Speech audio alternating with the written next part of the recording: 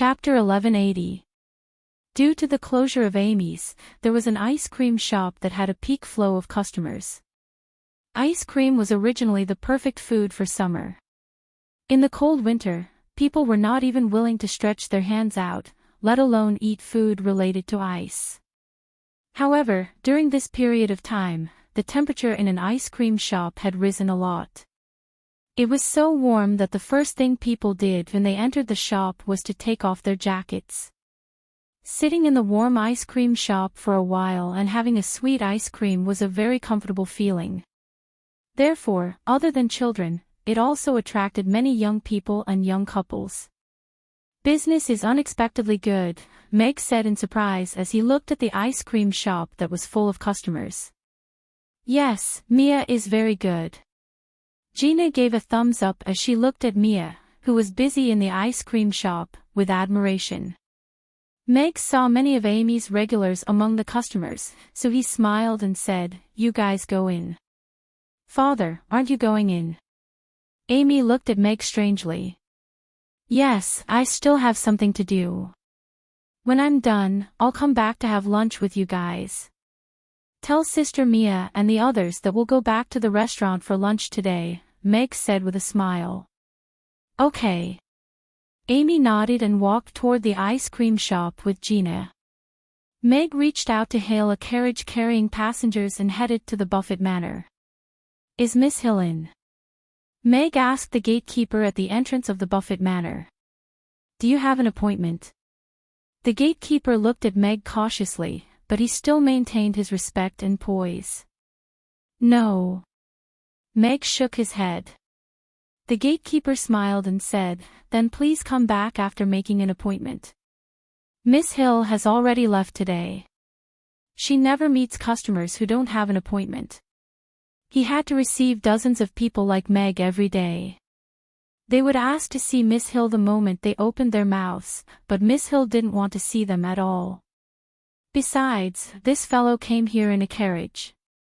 He didn't even have a carriage, so how could he know Miss Hill? "I see," Meg muttered. Hill had to manage such a large family and company. His schedule must be very full. His sudden visit was indeed a little thoughtless. He was about to leave. "Mr. Meg, why are you here?"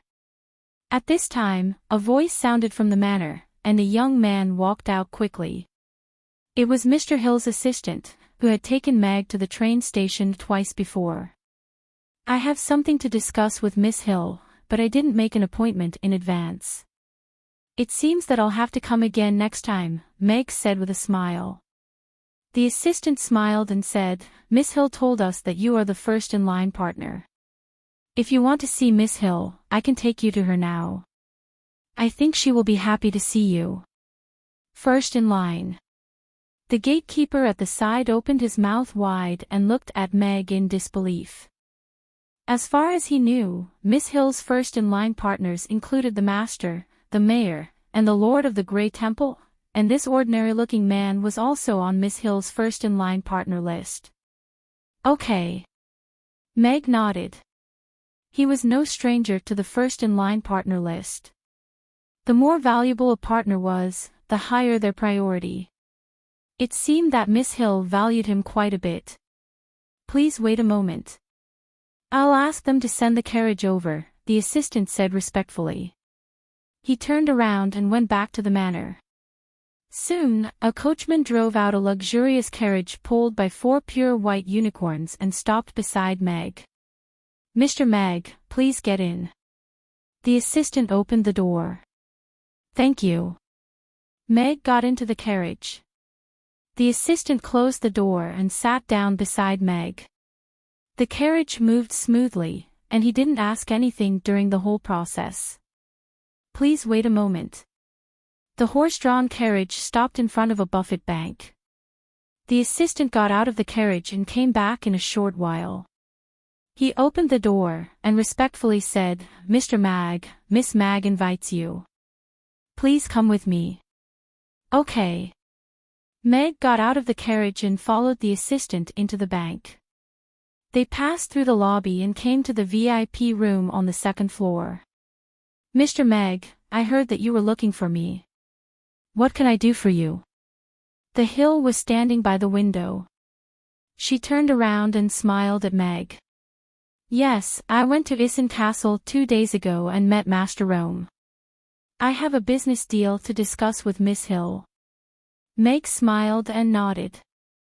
Although it wasn't the first time he met Miss Hill, he still felt that he had to be alert in front of her every time he saw this young girl dressed only in red. I just heard this morning that Master Rome, who hasn't made a new dish for a long time, forged a cleaver for a chef yesterday. Could that mysterious chef be Mr. Meg? The Hill looked at Meg in surprise.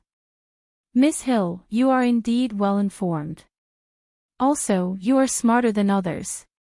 Meg nodded slightly in acknowledgement. Mr. Meg, you always do something unexpected. I really can't figure out what kind of person you are. The Hill looked at Meg with a smile, and said, however, other than you, there is no other chef on the Norland continent who can make Master Rome forge a cleaver for him. Miss Hill, you flatter me, Meg said politely. You can leave first. Don't let anyone in, Miss Hill instructed the assistant who was standing respectfully at the door. Yes. The assistant responded, turned around, and left the room, closing the door behind him. A soundproof spell formation lit up, and shrouded the VIP room. May I know what business Mr. Meg would like to discuss with me today? Could it be related to Master Rome? Miss Hill asked Meg with a smile as she stared into his eyes. Master Rome was the #1 blacksmith on the Norland continent. He had been famous for 400 years, and no one could surpass him. It was estimated that the wealth he had accumulated over the past 400 years was more than billions of copper coins. Such a rich person was naturally at the forefront of Buffett Bank's target customers. Yes. I spoke to Master Rome yesterday, and he said that he was willing to move his workshop to Chaos City. He was troubled by the inconvenience of moving his wealth, so I recommended Miss Hill's Buffett Banks to him. Meg nodded, and went straight to the point. Miss Hill narrowed her eyes. She didn't expect Meg to be so magnanimous. She then smiled, and said, I didn't expect Mr. Meg to find a suitable cleaver for himself, and even get such a big customer for our bank. How should I thank you? Miss Hill should have a good relationship with the goblins.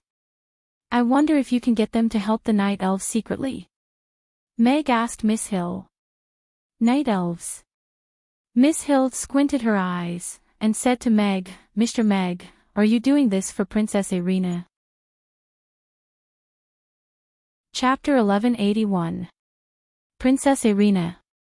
Meg was slightly taken aback before he shook his head with a smile. I don't know her. Since it's not for Princess Irina, then why is Mr. Meg so concerned about the night elves? The Hill was still staring into Meg's eyes. I wonder if Miss Hill has any impression of my restaurant service staff, Aisha, Shirley, and Firis. Meg asked in return. The Hill pondered for a while, and said, Mr. Meg, are you talking about those 3 elven service staff? Yes. Meg nodded. Ever since Princess Irina officially announced the establishment of the Night Elves in Chaos City, they left the restaurant one after another to join the Night Elves. It was also because of this that I learned more about the elves and the Night Elves.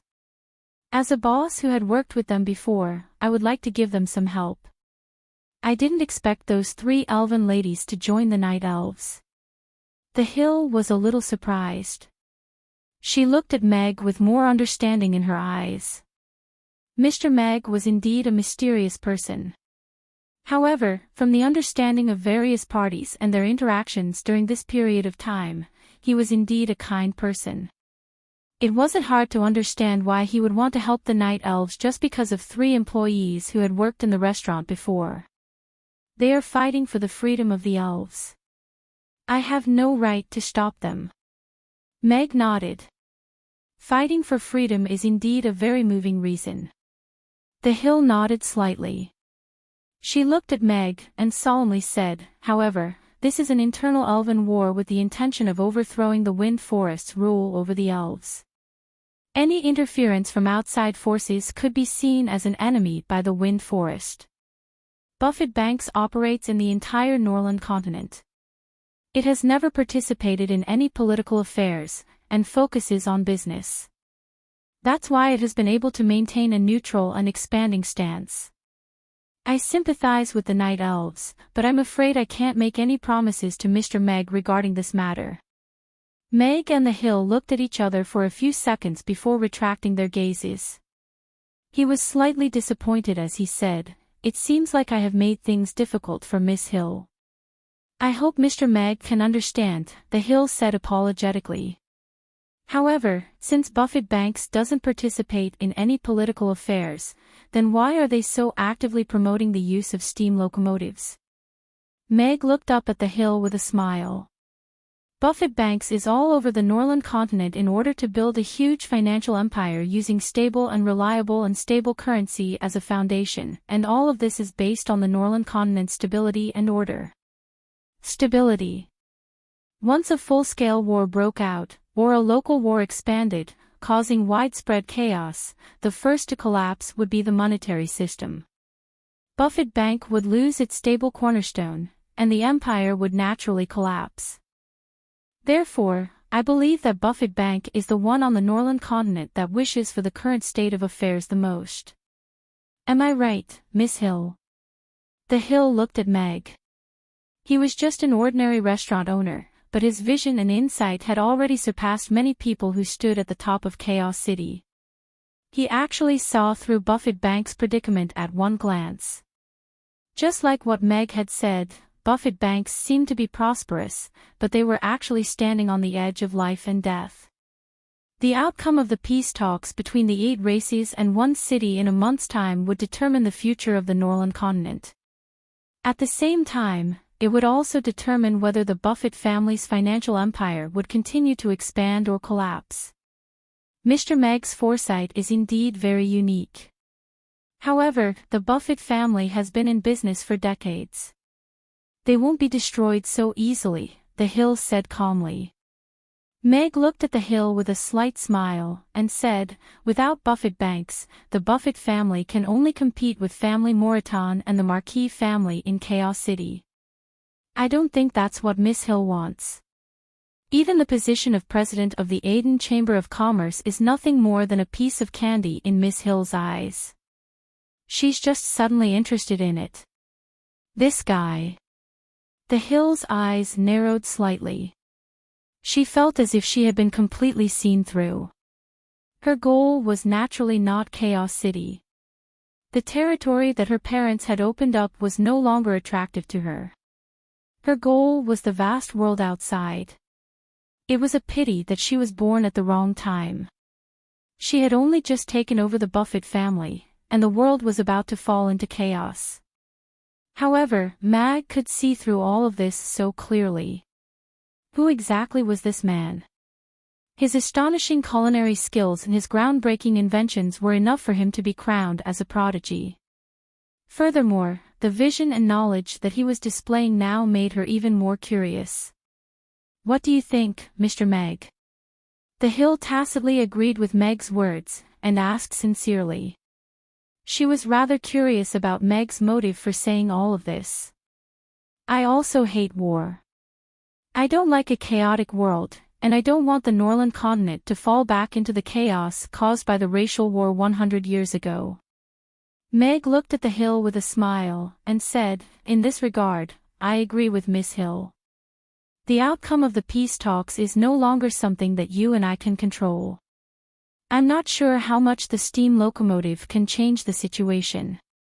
The Hill shook her head with a hint of loneliness in her eyes.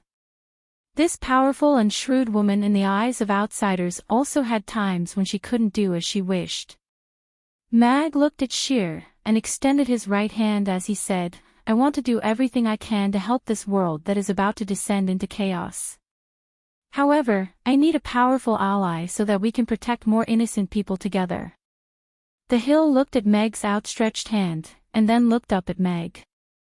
She didn't extend her hand, and seriously said, "Before we form an alliance, I need to make sure that you are also a strong ally." A very wise answer. Meg retracted his hand, and took out a map of the Norland continent from his pocket. He laid it flat on the table, and then took out a pen. "This is..." The hill stood beside the table, and looked at the map with confusion. The map was a simplified one, and only marked the rough boundaries of each race's territory. "This is a simplified map of the Norland continent. According to some books that I've read in my spare time over the past few years, I've sorted out the current situation of the Norland continent." Meg picked up the pen, and started sketching on the almost blank map. Now, the Norland continent is divided into 8 races and 1 city. Among them, the giant dragons are the super powerful race, and their strength is above all the other races. The dwarves are the weakest, and they are a neutral and conservative race. Chaos City is the most special. It is the product of the peace treaty after the racial war. After 100 years of development, its strength can already be ranked 7th among all the major powers on the Norland continent. It is stronger than the dwarves and goblins. Chapter 1182. Currently, the giant dragons are above the world. Apart from a few evil dragons who do evil, the other giant dragons usually don't get involved in the conflicts between the various races on the continent. The Roth Empire's power has already slightly surpassed the various races, and they have formed an alliance with the powerful demons and the elves during wartime. These 3 alliances are enough to wipe out the other races easily.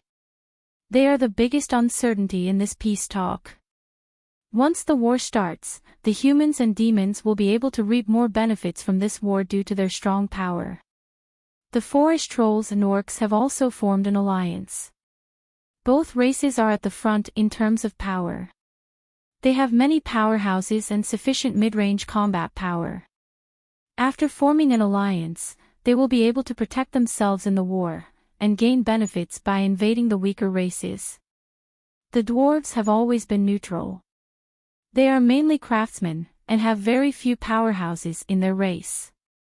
However, with their extraordinary skills and advanced weapons, Isen Castle has also become the most difficult castle to break into.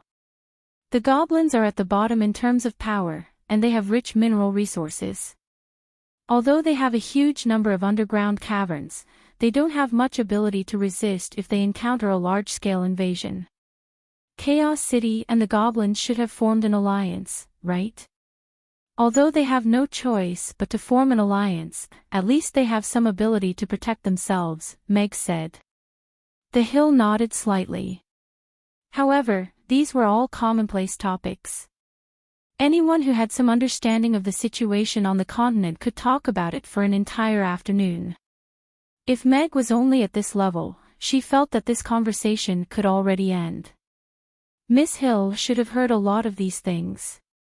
There is indeed nothing to be burdensome about. Meg seemed to have seen through the Hill's thoughts. He smiled and said, "However, what I want to talk about today is not the situation on the continent, but how to solve the problem." Solve the problem? The Hill raised her eyebrows and looked at Meg. Does Mr. Meg have a solution? Meg smiled and said, "The humans and demons who are getting stronger by the day have started to expand. They have formed an alliance of villains that can challenge the giant dragons. They have conquered the Norland continent and gained more territory. They have suppressed the other races under their feet. This is the main reason why the situation has become tense. The goblins, dwarves, and other small races were only forced to band together. Furthermore, it was already too late for them to cozy up to someone powerful. Once the war started, they would basically become sacrificial lambs. Although the alliance between the various races was intertwined, the relationship between them was not so simple and harmonious. The hatred left behind by the several hundred years of racial war could not be completely resolved in a short 100 years of peace. Hence, if we can use our strategy to divide the alliance of the strong races and strengthen the alliance of the weak races, the situation on the continent will return to a relatively balanced state. Then, the war among species won't start again. Even if the peace treaty can't be renewed, the situation on the Norland continent will continue to be relatively peaceful. Joining forces. The hill whispered. Her eyes lit up. As a businesswoman, she rarely thought about problems from the perspective of various races. No matter how powerful Buffett Bank was, it was still just a bank. How could it shake the decisions of a race? Even the steam locomotive was only meant to let the various races see the possibility of the integration of the power of technology with the Norland continent, thereby influencing the various races' decisions. However, in Meg's words, he was already treating the various races as pawns, and the Norland continent as the chessboard. Such a setup and height seemed to have opened the door to a new world in front of her. When she looked at Meg again, her gaze had already changed. He seemed to be covered with a mysterious veil, making it difficult for others to see through him. However, Meg's words were still a little broad. The game between the various races was all about scheming and plotting. If it could be divided and formed an alliance so easily, it wouldn't have become such a tense situation now. I'd like to hear the details, the hill said to Meg. The alliance between the Roth Empire and the demons is the first thing to be resolved. Back then, the demons invaded the Wind Forest and almost wiped out the elves. The hatred and conflict between the two cannot be resolved. With the alliance between the Roth Empire and the elves, we can divide the alliance of villains and intensify the conflict between the three races. From there, we can dissolve the indirect alliance between the three races and form an internal restriction. The alliance between the orcs and the forest trolls is relatively weaker, so we can continue to maintain it and achieve the effect of restricting the Roth Empire. The alliance between Chaos City and the goblins, and it would be best to add the dwarves. The goblins' mines, the dwarves' powerful skills, and Chaos City's railways and steam locomotives might be able to accelerate the evolution of society. A weak alliance can also have the power to protect itself, Meg said. The hill was deep in thought. According to what Meg said, the situation on the Norland continent would indeed become controllable. At least, no race would dare to start an all-out war easily. Could this be the so-called alliance? Now, is Miss Hill willing to be my ally? Meg asked the hill with a smile. Mr. Meg, even if you don't become a chef or an inventor, you can still become an outstanding politician. The hill reached out her hand to Meg with a smile, and said, "The hill hopes to hear your detailed plan. The Buffett family will do our best to maintain peace in this world. I'm afraid this is not a task that the Buffett family and I can accomplish. However, with your current relationship with the City Lord's castle and Chaos City's power, we still have a chance to change this world." Meg held the hill's hand with a smile. "Then, let's make this world chaotic first." When they left Buffett Banks, it was already close to noon. The hill got the assistant to send Meg back to the restaurant. "Thank you." Meg alighted from the car and smiled at the assistant. He watched the horse-drawn carriage leave before he turned to enter the restaurant. As a fan of the fake army, Meg spent several months to come up with a detailed plan to subvert the various races based on the historical records and military books he read when he was young and the wisdom and experience of his predecessors. Meg was a chef who opened a restaurant. He had to do something for the peace of this world in order to let his customers enjoy a delicious meal with peace of mind. A racial war was not something that could be stopped by one person alone. Even if he recovered Alex's peak power, his brute strength was still very insignificant in the face of an entire race. "Father. You're finally back. We're starving. What are we having for lunch today?" Amy, who had her chin resting on the counter, asked expectantly as her eyes lit up the moment Meg entered. She slid down from her chair and ran into Meg's arms. Mia and the rest had also arrived, and were looking at Meg expectantly. They had not eaten Boss's delicacies for 2 days, and were not used to it. "We're having steamed fish head with diced hot red peppers for lunch today," Meg said to Amy and the ladies with a smile. They were the reason why he wanted to do this. The hill stood alone by the window for an hour. When he turned around, his gaze had become clear and determined. He picked up the map on the table and went out. He instructed coldly, "Go to the city lord's castle." Whispers of the World. Chapter 1183. 10,000 elves surrounded the underground cavern where the night elves were. Ever since the fire incident a few days ago, the Wind Forest had sent another 5,000 elite guards over to get rid of the night elves in the shortest time possible. Although the night elves had gained quite a reputation on the Norland continent recently, there were only slightly over 1,000 of them so far, and most of them were slaves with low abilities. If it weren't for the complex topography of the underground cavern and the endless traps and spell formations, the guards would have exterminated the night elves long ago. This encirclement had been going on for more than 10 days. This place was within the territory of the goblins, and goblin spies often appeared in the mountains not far away. There was even a goblin army stationed several kilometers away. Although they were hiding in the underground cavern, according to the high priest's detection, there were more than 10,000 of them. This encirclement had to be completed as soon as possible. The long supply line and the harsh environment around the underground cavern were not easy for the elven guards who participated in the encirclement. Because of the mining, the underground cavern was surrounded by barren mountains. The bare mountain rocks couldn't block the cold wind for the elven warriors in this cold winter. It rained a few days ago, which made the situation even worse. Many elven warriors were already frostbitten. They couldn't drink the sweet flower dew or eat the fresh and delicious food. They had to endure the cold in this world of ice and snow while gnawing on the cold dry rations. The elven guards were a little dispirited. "Brother, tell me, we were also captured. Why should we help them go against the princess? She's fighting for us, isn't she?" A young elf looked around, and whispered to the elf beside him when he saw that there was no one around.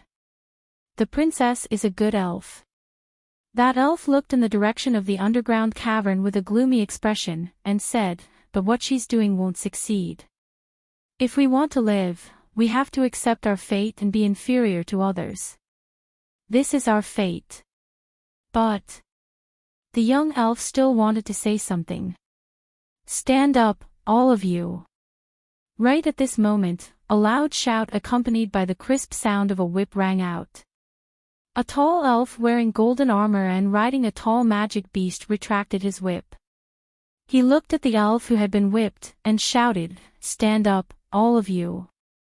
Don't think that you've worked hard. You still have food to eat every day. The traders on the mountain are completely out of food. Lord Borg has said that if we don't accept surrender, we'll surround the catacombs and starve them all to death." All of the elves who were eating lunch stood up one after another, and most of them wore complicated expressions on their faces. Some of them were captured by the demons and brought back to the Wind Forest before being exiled. Most of them were ordinary elves who were classified as low-level elves and were forced to undertake military service. They didn't have the freedom to choose. They took on the most dangerous missions, received the meager amount of food, and lived a slightly more dignified life than the slaves and the guards. When Princess Irina raised the banner of freedom and rebellion, and announced to the entire continent that she would fight for freedom for the low-level elves who were oppressed at the bottom of the elven society, they became the sharp blades in the hands of the nobles who enslaved them. Their swords could only be swung at the elves who were braver than them, the elves who fought for freedom. They silently endured the whips and insults of the high-level elves, all for the sake of the rations in their hands that were hard to swallow and to survive. The world outside the Wind Forest wasn't beautiful. If they fell into the hands of the demons, their lives would be worse than death.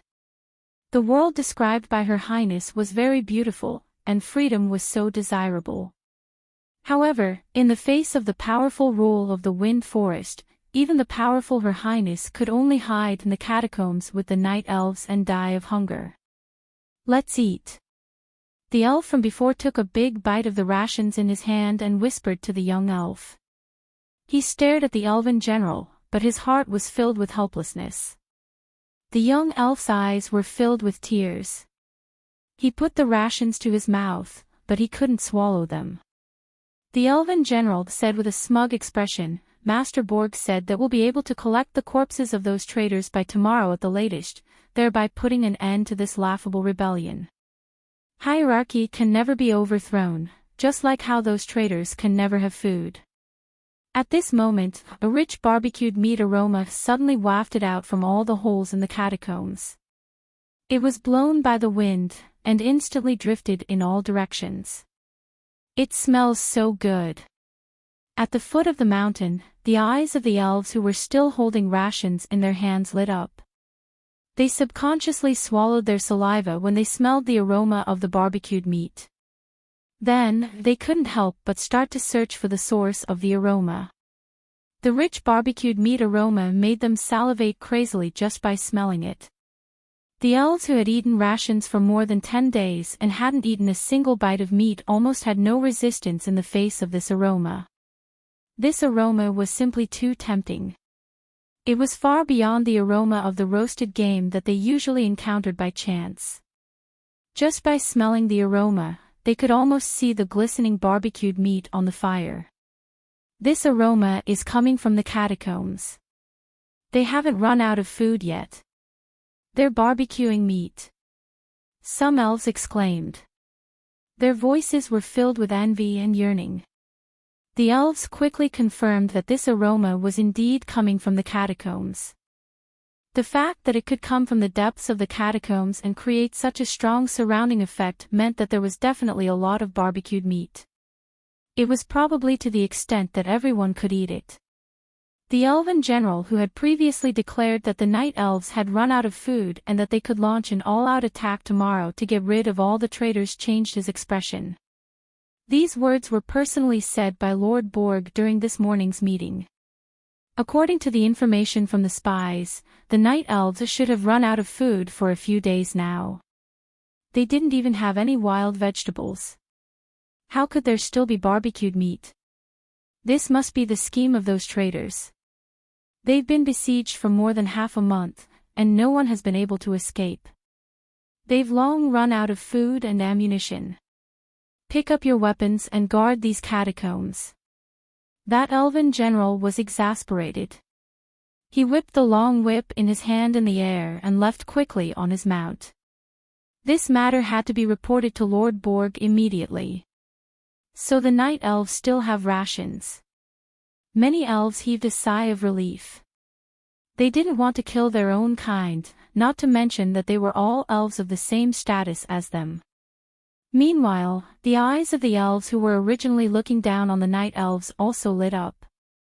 A young elf put down the coarse rations in his hand, and asked his brother, "Brother, since we're all living for food, why don't we stand up and eat meat like them and live freely?" Chapter 1184. Ever since the encirclement half a month ago, the atmosphere in the night elves' cave had never been as relaxed and joyful as it was today. The tempting aroma of roasted meat passed through the alleys along with the breeze, making the elves guarding the caves feel excited. The news had already been sent down this morning. Today's lunch was roasted meat. Ever since joining the night elves, because of the crazy encirclement of the Wind Forest, their food every meal was strictly controlled, and they basically never had enough to eat. But no one complained about this, because Her Highness had not eaten since half a month ago, so they had nothing to complain about. But since breakfast 2 days ago, they had eaten the world's most delicious fried rice, and each of them had a big bowl. The fried rice, known as rainbow fried rice, was so delicious that the elves were amazed, and the amount was enough to fill an adult elf stomach. The gloomy atmosphere in the cave began to be filled with vitality and hope after 2 days of delicious fried rice. It must be because Her Highness had solved their food problem, so they had the courage to continue guarding the cave and fight for their ideals and freedom. And the roasted meat at noon today was like a kitten's gentle tail, teasing their hearts. They had already swallowed their saliva countless times. In the depths of the cave, a rather spacious cave had been transformed into the main kitchen of the night elves. Turn all the roasted meat over, then brush it evenly with sauce. Phyllis instructed the 30 over-elves to turn the roasted beef over on the grill, and then instructed the elves waiting at the side, send the first batch of roasted meat to the warriors guarding the front lines. Yes. The elves responded and began to do as Phyllis instructed in an orderly manner. To let all the night elves have a portion of roasted beef, we still have to roast another 5 batches. Phyllis wiped the sweat on her forehead with a silk handkerchief. The temperature in the cave had risen a little due to the dozens of stoves and fires. Cooking for more than 1,000 people was completely different from cooking in the restaurant. She originally only needed to cook for Her Highness, but now she had to command dozens of people to cook together. This was undoubtedly a huge challenge for her. This was the first time she was grilling meat in the catacombs. After all, they were currently in a wartime situation. There was no way she could cut the beef into small cubes and skewer them with bamboo strips like she did in the restaurant. Therefore, after fumbling around for 2 days, she managed to cut the beef into steaks. However, instead of frying them, she chose to grill them with charcoal. She had learned how to make beef kebabs, yangzhou fried rice, and braised chicken and rice at Mamie's. Even if she couldn't make the dishes herself, she still wanted to serve the most delicious food to the soldiers working hard on the front lines. At the same time, she didn't want to disgrace the culinary skills that Mr. Meg had taught her. Looking at the smiles and satisfaction on the faces of the elven warriors, she felt a strong sense of accomplishment in her heart. All the hard work and tiredness meant nothing to her. All of the elves in the kitchen looked at Phyllis with admiration in their eyes. As the personal maid of the princess, Phyllis's cooking skills were simply too amazing. Ever since she had taken over the kitchen, eating every day had become something that all of the elves looked forward to the most. Ordinary ingredients were cooked into delicious food under her command and guidance. Those bottles and jars seemed to contain the source of delicious food, bringing about an unparalleled delicious experience. Princess, if they know that we still have rations, will they give up on the siege and start attacking the catacombs fiercely instead? Ashley, the captain of the Night Elves, looked at Irina with some concern. This afternoon, Irina had suddenly released the aura seal on all the passageways and used the array to transport all the aroma of the grilled meat out of the catacombs. This action would definitely inform the elves besieging the catacombs that they still had rations in the catacombs. During this period of time, their situation of surrounding the catacombs but not attacking might change because of this. They would start attacking the catacombs at all costs. Ashley, if this situation of surrounding the catacombs but not attacking continues for a month, what do you think will happen to the Night Elves? What will happen to the Wind Forest? Irina turned to look at Ashley and asked. Ashley was slightly stunned. After thinking seriously for a while, her expression changed slightly, and she said, "The Wind Forest hasn't fought with other races for 100 years and has accumulated a lot of resources and wealth. It's not difficult to maintain 10,000 guards besieging the catacombs. And after a month, the rations that the Night Elves obtained yesterday will be used up again, and will fall into a rations crisis again. If that's the case, we're the ones who need to change." Irina's lips curled into a smile as she looked at the elves who were in a bit of a commotion at the foot of the mountain. Those in power don't take these low-level warriors seriously at all. After layers of embezzlement, what's left in their hands is only dry rations that are hard to swallow. It's common for officers to casually beat and scold them. Then I'll use this aroma to disrupt their morale and let those low-level soldiers know that we're fighting for freedom. We're standing and living, but we can still eat delicious grilled meat. And they're fighting for those who exploit and torture them, but they can only have their freedom restricted and live an ignoble life. Princess, are you trying to instigate them to defect? Ashley's eyes lit up, and she couldn't help but raise her voice. Ever since the catacombs were besieged, the night elves had lost the channel for fresh blood to flow in. As the number of guards increased, the catacombs were completely surrounded. There were no reinforcements, and they couldn't expand their scale. To the night elves, this had become a dead end. However, Ashley soon said worriedly, for the current night elves, instigation is a double-edged sword. The addition of fresh blood can increase the strength of the night elves, but the increase in the number of people in the catacombs will also accelerate the consumption of rations, making our time even more tight. Instigation isn't something that can be accomplished overnight. However, as long as their morale is disrupted, those low-level elves will have a yearning for us.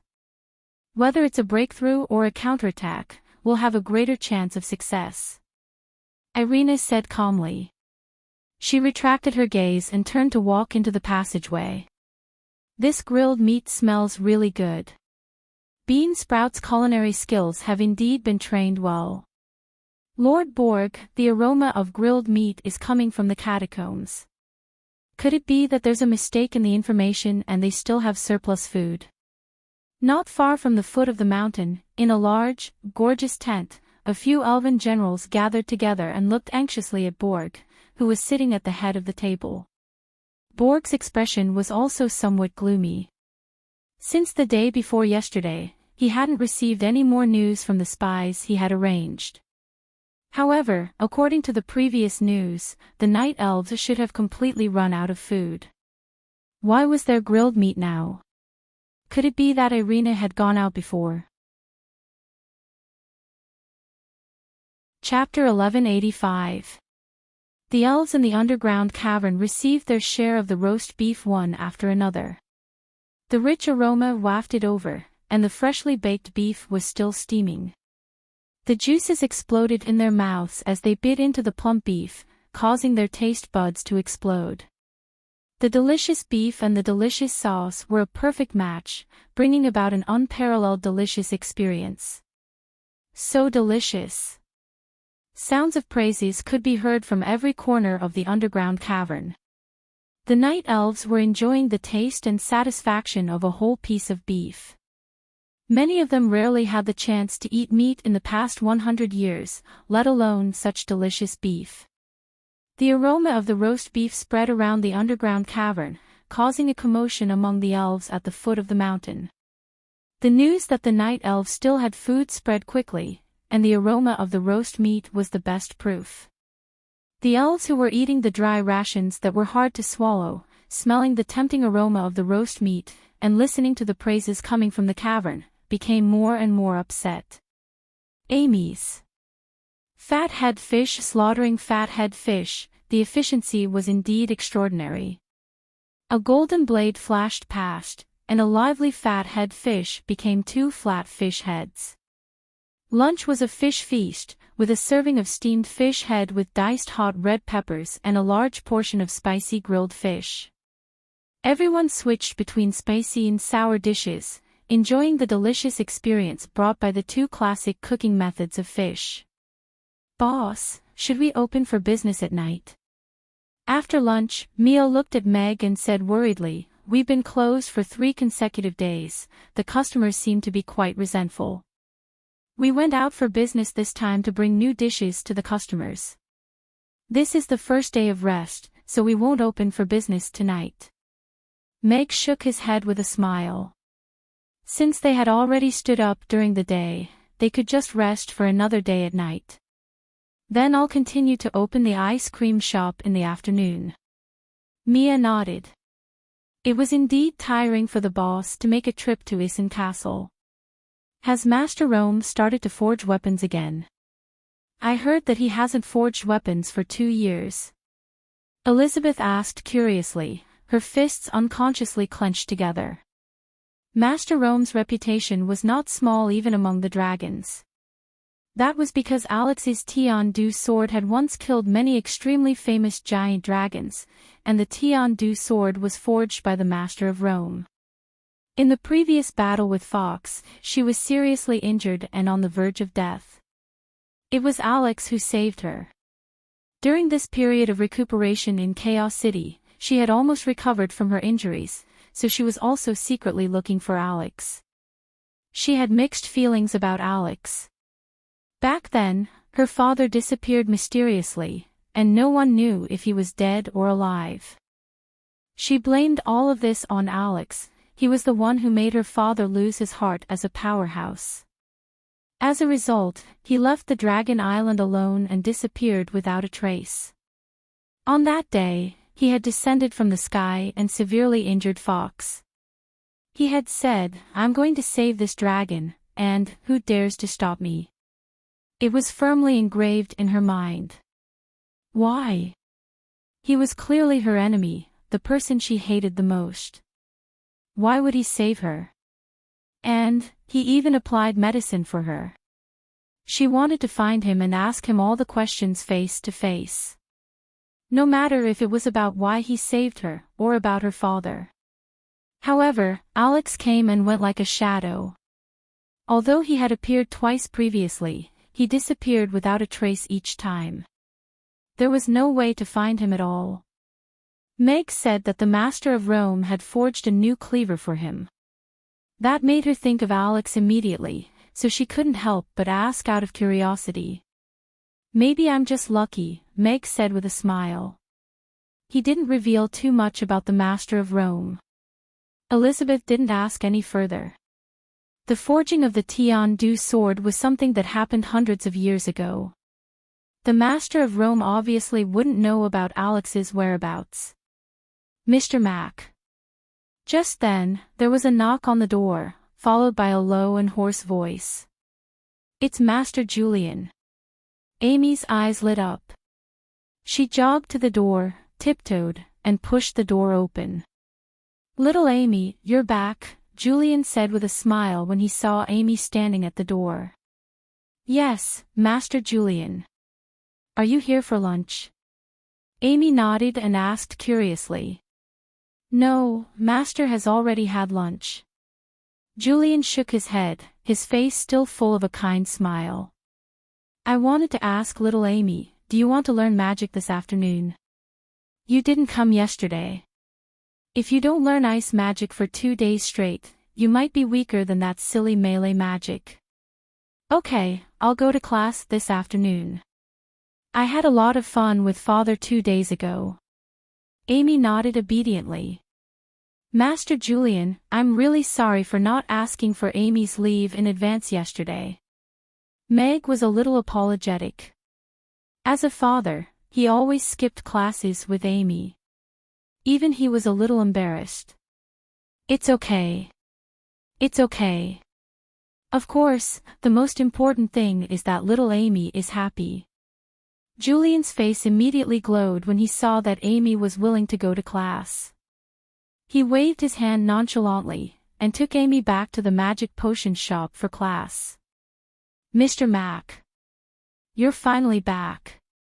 Is the restaurant open for business this afternoon? I'm so hungry that my chest is sticking to my back." Harrison, who had just walked to the entrance of the restaurant, saw Meg about to turn around and go in. He immediately let out a wolf's howl, and his huge body of 200 to 300 kilograms ran over like a whirlwind. He grabbed Meg's arm. Meg looked at Harrison's jiggling fat, and retracted his arm without batting an eyelid. He held back his laughter and said, "The restaurant is closed today, and will be open for business tomorrow. Furthermore, your description of chest to back is a little inaccurate. There's still a long way to go." Harrison's face fell, and he grumbled, "Mr. Mac, I feel uncomfortable all over if I don't eat your food for a day. If I don't eat it for 3 days, it's going to kill me." Meg was unmoved. He shook his head with a smile, and said, "We will be launching a new dish tomorrow. Let's go back for today." New dish. Harrison's eyes lit up instantly. He winked at Meg, and said, "Mr. Mac, given our relationship, can you reveal some information about the new dish to me? What kind of food are we eating tomorrow?" Fish. Meg only revealed one word. Harrison saw that he couldn't get any more information from Meg, so he had no choice but to go in. Meg turned around and was about to go in when a series of hurried gallops sounded. At the same time, a loud voice sounded. "Is Amy's boss, Meg, here? The king of the Roth Empire has a decree." The king of the Roth Empire. Meg stopped in his tracks, and turned around to see a black unicorn galloping over and stopping at the entrance of the restaurant. There was a young knight in black soft armor sitting on it. Calm. Wonderful book house. Calm. Chapter 1186. The young knight sat on his horse, looked down at Meg, and asked, "You are the restaurant's owner, Meg?" "Yes." Meg nodded. He was rather curious about what decree the king of the Roth Empire had for him that he would send the king's personal guards to deliver it to him personally. This knight looked to be about 25 or 26 years old, but he was already at the 6th tier. He could be considered a young talent with decent talent. "The king's decree should be received on one knee," the young knight said in a low voice. "I am not a citizen of the Roth Empire, and I am in Chaos City. Why should I kneel?" Meg was unmoved, and retorted with a question. "You." The young knight's face turned cold, and he raised the horsewhip in his hand. He recalled his leader's instructions. This chef was personally invited by the king, and he must not hurt him. He forced himself to put down the whip, and coldly said, "The king's decree is to invite the owner of Amy's, Mr. Meg, to Rodu to cook for a royal banquet. The flying steed has been prepared, and we will set off immediately."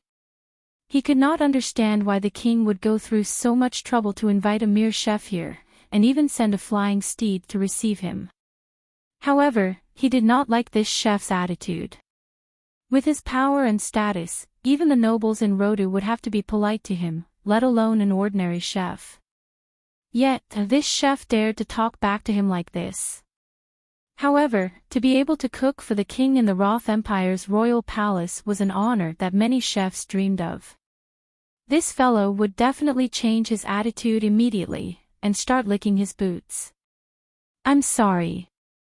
I'm afraid I can't accept the king's decree." Meg pointed to the little blackboard beside him. "Unfortunately, I just took 3 days off. I have to open for business tomorrow. Otherwise, my adorable customers will go berserk." "Ha!" The young knight was stunned.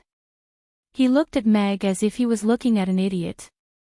Not only did this fellow not kneel and lick his boots immediately, he actually rejected the king's invitation. How could anyone reject the king in this world? How could anyone reject the king? "What did you just say?" The young knight felt that he might have heard wrongly. "Please go back. I have to run the restaurant, and have no time to go to the Roth Empire," Meg said calmly. "No time." What a perfunctory reason. This guy actually used such a reason to reject the king's invitation? Do you know what it means to refuse the king's invitation? The young knight drew a long sword from his waist and pointed it at Meg as he coldly said, "What you have to worry about now is the raging me, not your idiotic customers. You have 2 choices. Come with me or die. Young man, it's better to keep a low profile." Meg looked at the young knight with a complicated expression.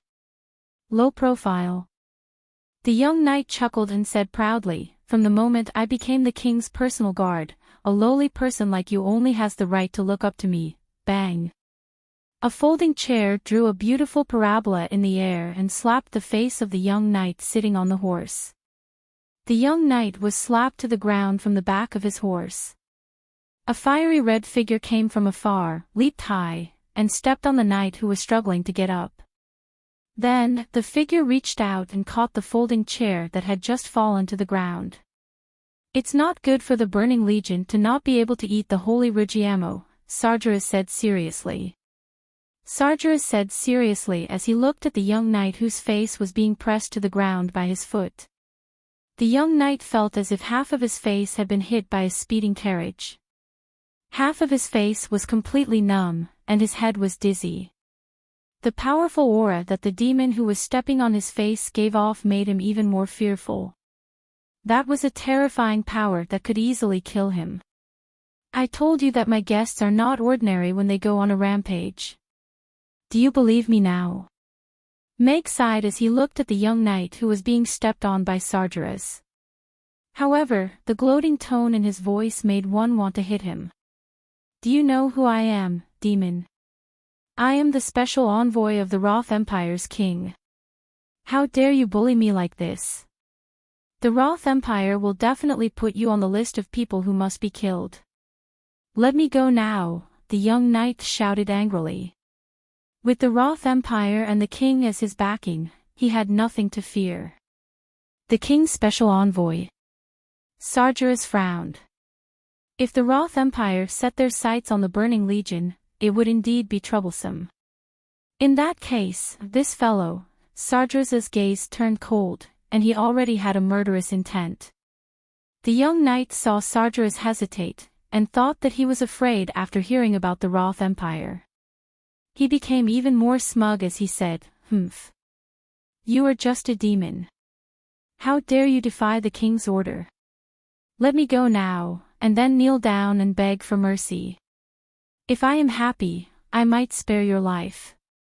Even Meg couldn't help but admire this brother's courting death. This batch of Roth Empire's knights was not good. How could there be such an arrogant fellow? He still had the illusion that he was the boss even when he was outside the borders of the Roth Empire. If it wasn't for the fact that he was worried that this fellow would die in Chaos City and bring him some trouble, he would have used a kitchen knife to cut open his head. He wanted to see what was inside. Sargeras's expression turned cold. He gripped the folding chair tightly, and was ready to send this blabbermouth on his way. Since when can the people of the Roth Empire come to Chaos City and threaten the citizens of Chaos City as they wish? Right at this moment, an authoritative voice sounded. A black horse-drawn carriage stopped in front of Mamie's. The door opened, and Roland walked out. He looked coldly at the young knight who was being stepped on the ground. Sargeras glanced at the person in the horse-drawn carriage. He kept the folding chair and the foot that was stepping on the young knight's face, and retreated to the side. Since the Lord of the Great Temple was here, there was naturally nothing for him to do. The young knight only felt a terrifying pressure enveloping him. A strong spiritual power was pressing down on him. Although that demon had already retracted his foot, he was still lying on the ground, unable to move an inch. The strong pressure made him almost unable to breathe. Lord of the Great Temple, Roland. The young knight's heart shuddered violently. This was one of the true rulers of Chaos City, and he was attacking him because of a chef. Lord Roland, I am here on the king's orders to invite the owner of Mamie's, Mr. Meg, to Rodu to cook for the palace banquet. I did not mean to offend you. Please forgive me, the young knight quickly said. It was rumored that the city lord of Chaos City was generous and kind, but the lord of the Great Temple was ruthless. If he attacked him, it would be justified. Even the king would not say much. Mr. Meg, are you willing to go? Roland looked at Meg. The restaurant is busy. Brave warrior, please inform the king that I am too busy to go, Meg said with a smile. Roland retracted his pressure. He looked at that knight coldly, and said, You have heard what he said. Now, you can get lost. Chapter 1187. Goodbye. That knight sprang up, and quickly got onto his horse before slipping away without looking back.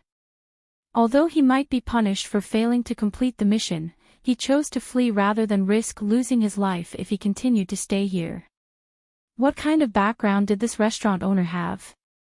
He was just an ordinary chef, but the king actually invited him over, and the Lord of the Great Temple even stepped in to protect him personally. Since it involved someone like the Lord of the Grey Temple, this was not something he could control or participate in. He only needed to send the news back as fast as he could, and then wait for orders from the higher-ups. Meg looked at that departing knight, and cupped his hands at Roland and Sargeras. "Thank you, Lord and Director Sargeras, for your help." "Hee, it's nothing. Mr. Mac, you're welcome. We're just here to eat Rigiamo," Sargeras said with a silly smile. The members of the Burning Legion also smiled foolishly. All of them had shiny bald heads, and looked like gangsters. "Mr. Meg is a resident of Chaos City. You have the right to reject the rude requests of the rulers of other countries. The Great Temple's duty is to protect your rights," Roland said with a serious expression. He glanced at Sargeras, and then at Meg. "I wonder if Mr. Meg is free to make a trip to the City Lord's castle now." "The City Lord's castle?" Meg raised his eyebrows slightly. He didn't expect the people on the hill to act so quickly. He nodded, and said, "Since the Lord has invited me, of course I have to go." "Director Sargeras, the restaurant is not open today. I'm afraid you won't be able to eat Rigiamo. Come over earlier tomorrow morning," Meg said to Sargeras. Sargeras should have just returned from the north. He wanted to ask him about the Night Elf's current situation, but since Roland invited him personally, he couldn't just leave him aside, so he could only postpone the meeting. "I see. Then we'll come again tomorrow." Sargeras scratched his head, and left with the members of the Burning Legion without saying anything. "Please," Roland said, and got into the black horse-drawn carriage first. Meg locked the door and boarded the carriage. He sat down across from Roland and closed the door. The carriage turned around and drove away. He could barely feel any bumps in the carriage. Roland closed his eyes and didn't say anything. Meg didn't say anything either. He just looked at Roland calmly. This Lord of the Grey Temple, who represented the law of Chaos City, was also a 10th-tier magic caster. Just now, he was able to make that knight lie on the ground without being able to move with just his aura. It was evident that he was very powerful. Roland looked very young, probably in his 30s. His long hair was loose, his figure was a little thin, and his face looked ordinary. Even with his eyes closed, he still made people feel awe. Ever since Chaos City was established, he had established the Grey Temple. The City Lord of Chaos City had changed twice, but he was still the Lord of the Grey Temple. His appearance had never changed. There were rumors that he was a demon. There were also rumors that he was a giant dragon. His lifespan was much longer than that of a human's, his eternal appearance, and his strength that had never been tested. This mysterious Lord of the Grey Temple was covered with a veil. In Alex's memories, Mag found some sporadic interactions between him and this lord, the most memorable of which was when the two of them had clashed outside Chaos City. Alex made a strike with his sword, and Roland only released a spell once. It was a draw. In Alex's life, there were very few draws. It was clear that Roland was very powerful. When they were about to reach the City Lord's castle, Roland suddenly opened his eyes and met Meg's eyes. He narrowed his deep eyes and said in a low voice, "I'm very curious. Who are you?" "I am me. I'm a flower with a different color." Meg almost answered without thinking. He looked into Roland's eyes calmly and said with a smile, "I'm probably just a chef who likes to mess around and think too much." Roland stared into Meg's eyes for a while, and a smile appeared on his serious face. "There are many strange people in Chaos City who want to cut off their past. I'm one of them. So, you don't have to worry about us investigating your past. As long as you admit that you are a resident of Chaos City, that's enough." "That's probably why I like this place," Meg said with a smile. The carriage stopped. Roland stopped smiling and got out. Meg followed him out of the carriage. They were already inside the city lord's castle. Roland led Meg through a long corridor and came to a quiet courtyard.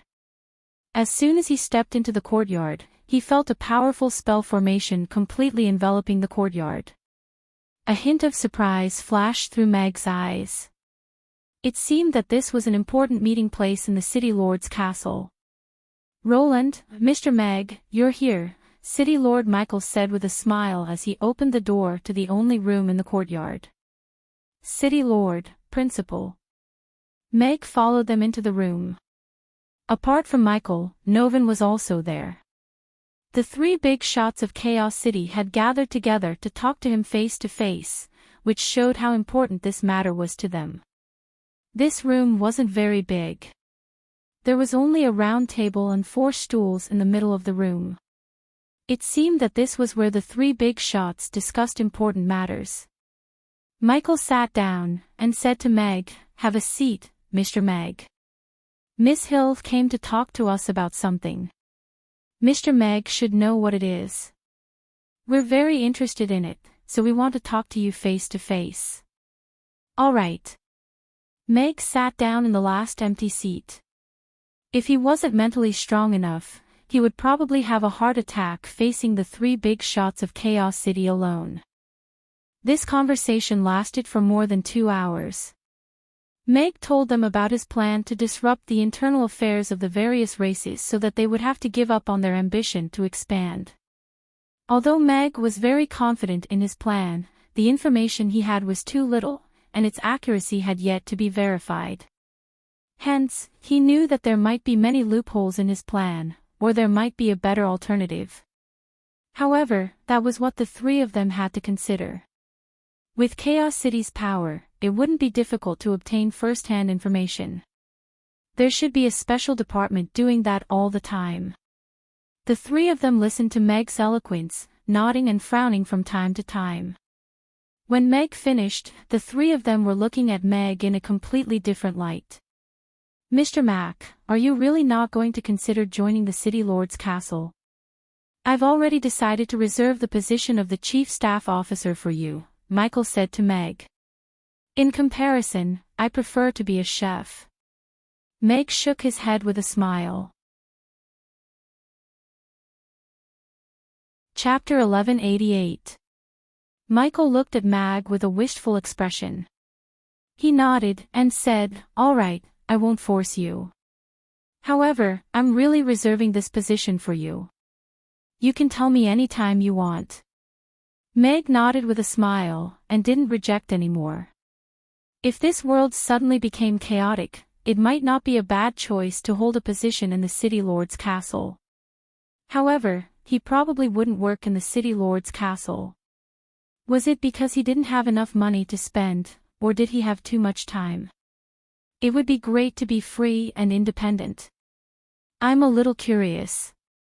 Why is Mr. Meg's first goal assisting the Night Elves? At this moment, Roland looked at Meg and asked, "I just received news that the Night Elves, who had been without food for many days, suddenly had food. I wonder if Mr. Meg knows about this." "I know about this. I used to have 3 elven waitresses in my restaurant, but they all joined the Night Elves one after another. After all, they were going home, so I asked them to bring some of the restaurant's specialties back," Meg said calmly. As for choosing the elves, in public, the elves are the ones who have the most intense internal conflict on the Norland continent. The appearance of the Night Elves is like a sharp knife that tore open the dirty side of the elves' century-old hierarchical policy. As long as the Night Elves aren't destroyed, the Wind Forest will be exhausted from quelling the internal rebellion. They need a stable environment, so they can only vote to renew the contract during the peace talks. In private, those 3 waitresses have worked in the restaurant for many months. We're not just employer and employee, but also very good friends. Naturally, we don't want to see the Night Elves destroyed just like that." Roland nodded slightly, and didn't ask any more questions. Michael looked at Meg, and solemnly said, "Mr. Meg, Chaos City was built for peace. Although it's called chaotic, it's actually a city of peace. We're willing to see a peaceful Norland continent, which is in line with your vision. The plan you mentioned just now has given us a lot of inspiration, and also provided us with a way to change the direction of the world. So, I hope you can join us. Even if you don't work in the City Lord's castle, you can still participate in the decision-making as a senior consultant. Are you willing? Senior consultant. Meg hesitated. What do I have to do for this position? What responsibility? Michael said, if Mr. Meg agrees, we will give you the first-hand information, and at the same time, let you participate in the high-level meeting, participate in the formulation and decision-making of this plan. Mr. Meg has to keep all the information confidential, and promise to be loyal to Chaos City. Meg frowned and pondered. In this case, he could perfectly solve the problem of his sources of information. He didn't need to spend a lot of money to buy seriously outdated and completely inaccurate information from the House of Everything. Furthermore, since Meg had found his way to the hill, he was planning to work with Buffett Banks and Chaos City to do something. As a restaurant owner, all he could do was secretly transport some food to the Night Elves. If that's the case, I'm willing to be your consultant. Meg nodded. For your safety, only the three of us know of your identity. Every day, there will be a special person who will send you the news to the restaurant. When there's a need for a meeting, someone will come to invite you, Michael said.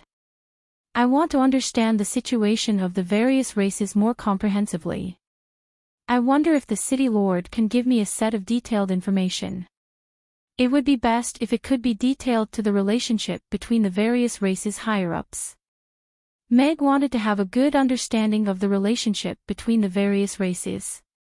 Only by knowing yourself and your enemy would you be able to win every battle.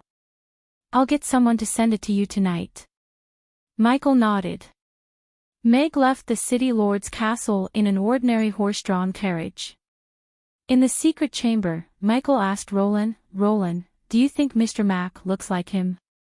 His form and eyes are somewhat similar, but his speech habits and mannerisms are completely different. I'm sure they're not the same person. Roland shook his head. Although Alex has reappeared and proved that his power is still at its peak during the rainy night in Rodu, he has always been wearing a mask, and no one has seen his real face. Furthermore, he has repeatedly expressed his closeness to Chaos City, but he doesn't interact with us. Could he really have changed a lot after that incident? Novin asked. I've just used my spiritual power to scan his body. Although he's stronger than normal people, it should be because he's been working in the kitchen every day. There's nothing special about him. His skin is smooth, and there are calluses from swords. Roland still shook his head. Actually, all these aren't important. Do you think Alex can become a genius chef after disappearing for 3 years? It's not like you don't know the taste of his food. He's a talent that even King Andre wants, Michael said with a smile. Roland and Novin nodded thoughtfully upon hearing that. Culinary skills were the same as swordsmanship, they couldn't be mastered overnight. Mag was so young, yet he was already so proficient in culinary skills, so he must have practiced for a long time. Mr. Mac's plan is already very mature, but the situation is changing every minute and every second. Many of them are no longer useful, and we still need to spend some time to revise them. However, just like what he said, interfering with the wind forest's encirclement of the Night Elves should be the easiest thing to do now. Meg didn't go home directly after leaving the City Lord's castle. Instead, he alighted from the horse-drawn carriage midway, and walked to the Burning Legion's base. Director Sargeras, this is the reward for this mission. Meg passed a banknote to Sargeras. The Burning Legion had not let him down. They had delivered Phyrus and the food safely, and brought precious time to the Night Elves. Moreover, according to Sargeras, although the Night Elves were being encircled, they should still be able to hold their own for a while. Sargeras took the banknote, and everyone from the Burning Legion was full of smiles. This was 1,000 rugiamos, which was enough for them to eat for a while. Although this escort was tough, it was worth it. Sargeras kept the banknote, and patted his chest as he said, "Mr. Mac, if you need anything from the Burning Legion in the future, just let us know. The Burning Legion's excellent service makes it impossible for me to find another company," Meg said with a smile. There would be more and more opportunities to use them in the future. He liked to deal with honest and capable people, and the Burning Legion was perfect for this. After leaving the Burning Legion's courtyard, Meg walked away. Just as he was about to turn into another alley, a petite figure dashed into his arms. Chapter 1189. Meg looked at the young girl in front of him who was only at his chest height. She had a head of slightly curly flaxen hair and was stunned for a moment. Her petite figure did not match the huge and soft body he received from his hands. This sudden ball bump was really unexpected. The young girl lowered her head and looked at the two hands on her chest. She was also stunned for a moment. Then, she suddenly looked up at Meg. Her messy curly hair parted to the sides, revealing a fair and delicate face. The little freckles on her nose made her face look lively. Her blue-gray eyes were filled with shame and anger. Her two pinkish-white beast ears suddenly stood up like kitten ears. It was actually a little cute. She was wearing a thin cotton linen blouse. Her right hand was still holding half a biscuit. There was a lot of dust on her body as if she had just rolled on the ground. "Bastard, are you still not going to let go?" the cat-eared young girl said angrily. Meg quickly retracted his hands and said embarrassedly, "I'm sorry. Miss, you ran in a hurry. I was caught off guard, over here." At this moment, a series of hurried footsteps came from the alley behind them. It was rapidly approaching in this direction. "Shut up. Kiss me." The cat-eared young girl looked back in panic. She reached out her hand to cover Meg's mouth and ordered anxiously. Then, she turned around and leaned against the corner of the wall. She grabbed Meg's collar and pulled him down. Meg's face was suddenly in front of her, almost kissing her thin lips. However, just as the four lips were about to touch, Meg raised his hand and pressed against the wall behind the young girl. He looked at the young girl who had closed her eyes and looked like she was facing death calmly. He raised his eyebrows slightly. "What's going on now? Are all young girls nowadays so open?" However, from the cat-eared young girl's reaction, he could guess something. It seemed like someone was chasing her. This was an inexplicably familiar scene. Right at this moment, a group of people had already rushed out from the alley next door. Meg turned sideways slightly and unbuttoned his coat. The coat spread to both sides and wrapped around the cat-eared young girl. Meg lowered his head and pressed against the wall with one hand. Their faces were almost touching. From the outside, they looked like a pair of lovers kissing passionately. That group of people slowed down when they passed by Meg. They stared at Meg's back for a while. The woman wrapped in the coat could not see anything. Chaos City was really open. Soon, they sped up again. Someone shouted in a low voice, "Hurry up and catch up. If we let her escape, the chief will definitely not let us go." After everyone left, Mag tilted his head slightly to take a look. That was a group of orcs. The leader had already reached the 8th tier, and the rest were all 6th tier and 7th tier orcs. Why was such a powerful group of orcs chasing after this cat-eared maiden? The chief was the name of the leader of the orc tribe. What did this have to do with the orcs? Connie closed her eyes tightly. The disgusting, sticky kiss that she expected did not come. She was a little surprised. This human man who had just taken advantage of her was obviously not a good person. How could he not take advantage of her? However, the sound of hurried footsteps approaching made her hold her breath. She did not dare to move. If she was caught by them, she would definitely be killed like her father. No one would be able to go back to save her brother. She had to live on and become stronger. Although he didn't kiss her, the warm breath from his nose that was almost touching her face gently blew on her face, making her blush instantly. He didn't have the pungent smell of sweat on ordinary orcs. Instead, there was a faint fragrance that smelled good. Do all human men have this strange fragrance? Connie was full of doubts. The coat that wrapped around her was so warm, and the man who was so close to her was like a big furnace that chased away the cold.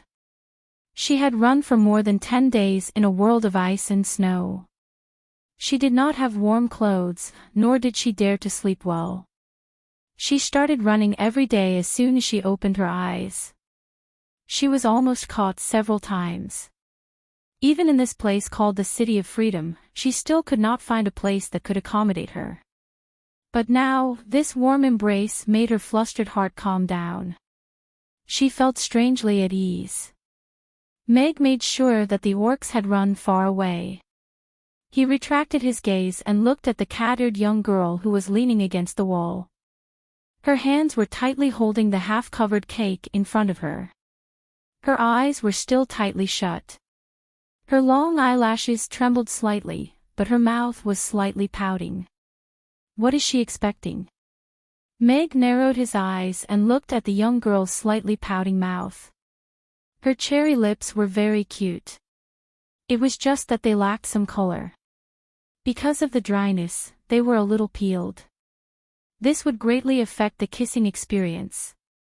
As a proper person, this was of course not the reason why Meg did not kiss her. Was he such a casual person? Even when Irina had pushed him down, he had at least put up a symbolic resistance. They've gone far away. Meg retracted his arm and straightened up. He looked at the cat-eared young girl and said. The warmth was immediately replaced by coldness. That faint fragrance also dissipated. Connie shivered. Her heart felt empty. She opened her eyes and looked at the empty alley. Then, she looked up at Meg. If one took a closer look, this man was actually quite good-looking. His handsome face was chiseled like a knife, and the 2 wisps of mustache on his upper lip added a bit of mature charm. His gaze was as gentle as water, and this tall human man had just used his own body to save her. Wait. Even if that was the case, it could only offset his rudeness to her. Moreover, her mother said that good-looking men were all liars. Then this man must be a big liar. At that thought, Connie looked at Meg with a wary gaze. Are you cold? Meg asked. How? How did you know? Connie was shocked. She stared at Meg with her eyes wide open. Could this man read minds? He actually knew that she was cold. Meg was speechless as he looked at Connie, who was shivering from the cold. Any normal person would be able to tell. Why did she look as if he had seen through her? Why were those people chasing you? Meg continued to ask. How did you know that they were chasing me? Connie was even more shocked. She immediately grabbed the dagger in her sleeve and looked at Meg cautiously. If they weren't chasing you, were they chasing me? Meg rolled his eyes. He felt that there was no way to continue this conversation. He turned around and prepared to leave. He's leaving just like that. Connie heaved a sigh of relief. However, looking at Meg's back, she felt an inexplicable sense of loss. That hug just now was really warm and comforting. Meg took a few steps and sighed softly. He turned around and walked back to Connie. He took off his coat and draped it over the confused Connie. He said, "Come with me. You're so damn gentle." Chapter 1190. Connie was wearing a warm coat as she followed behind Meg with a confused expression. Home of beating underscore new carrot thinking carrot Lu carrot Chinese carrot web underscore new underscore website underscore she didn't know why she was following a man whom she had just met. She didn't even know his name or what kind of man he was. Perhaps it was because she had nowhere else to go, and his clothes were so warm. Even though she didn't know anything, she felt like trusting him. Of course, the biggest possibility was that he had thrown away half of the pancake that she had snatched from the big dog's mouth with much difficulty, and said that he would take her to eat something delicious. She was really too hungry. Good-looking men were all big liars indeed. He had managed to trick her so easily. The long coat almost reached her ankles, completely enveloping her. It even had his body temperature and fragrance. This was the most comfortable moment she had been in over 10 days. After exiting the alley, Meg flagged down a horse-drawn carriage, and brought Connie into the carriage. They went straight back to the restaurant. "Is this your palace?" Connie exclaimed in shock as she alighted from the carriage, and looked at the splendid restaurant. This man had an inexplicable domineering aura when he spoke. Perhaps he was the chief of a human tribe. "This is my restaurant. Come in." Meg opened the door, and said to Connie. "The restaurant." Connie's eyes lit up, and she quickly walked into the restaurant. Warmth enveloped her as soon as she entered. The restaurant was like a different world from the outside. It was as if she was being roasted. "It's so warm." A smile appeared on Connie's face. She looked at the beautiful decorations in the restaurant in amazement. Even though it wasn't gold like her home, it made her feel very comfortable. "Have a seat. I'll get you some water," Meg said casually. He looked at the information given to him by the omniscient door in his mind. This cat-eared girl was an orc. She was a little different from the orcs with dark green skin that Meg remembered. However, the orc race was made up of hundreds of tribes of different sizes. They were called orcs because they had some magical beast characteristics. It wasn't strange that they had different characteristics. Meg walked towards the kitchen and soon came out with a cup of warm water, looking at the cat-eared girl standing in front of the Twilight Forest mural. She had already taken off her coat and placed it on a chair at the side. She stared at the mural in a daze. Her eyes were red and she pursed her lips as if she didn't want her tears to flow out. Meg stared at her for a while, then gently put the cup on the table beside her and turned to go into the kitchen. Not long after, a fragrant aroma drifted out from the kitchen. "It smells so good." Connie, who was standing in front of the mural with red eyes, sniffed, and her eyes lit up. She couldn't help but turn her head to look in the direction of the kitchen, where the alluring aroma was coming from. What is he doing? Connie's stomach was growling. She hadn't eaten anything for 3 days. When she was hungry, she would eat a handful of snow. After smelling the aroma, she couldn't control her body and walked towards the kitchen door. Mag, who was wearing an apron, had his back facing the door. He was shaking the iron pot in his hand, and colorful ingredients were tumbling around in the pot. They leaped high into the air like a long rainbow, and that was where the alluring aroma was coming from. There was another iron pot on the other side of the stove, but it was covered with a lid. She couldn't tell what was cooking inside. "So he's a chef." Connie looked at Meg strangely. She didn't expect that when he said he was going to take her to dinner, he was going to cook for her. Meg turned off the fire and put the Yangzhou fried rice on a plate. He took a spoon and turned around with the tray. Looking at Connie, who was standing at the door, he said, "Have a plate of Yangzhou fried rice first. The rest isn't ready yet." "Okay," Connie answered, but her eyes were completely attracted by the Yangzhou fried rice. Meg carried the tray to the table where the cup was placed earlier.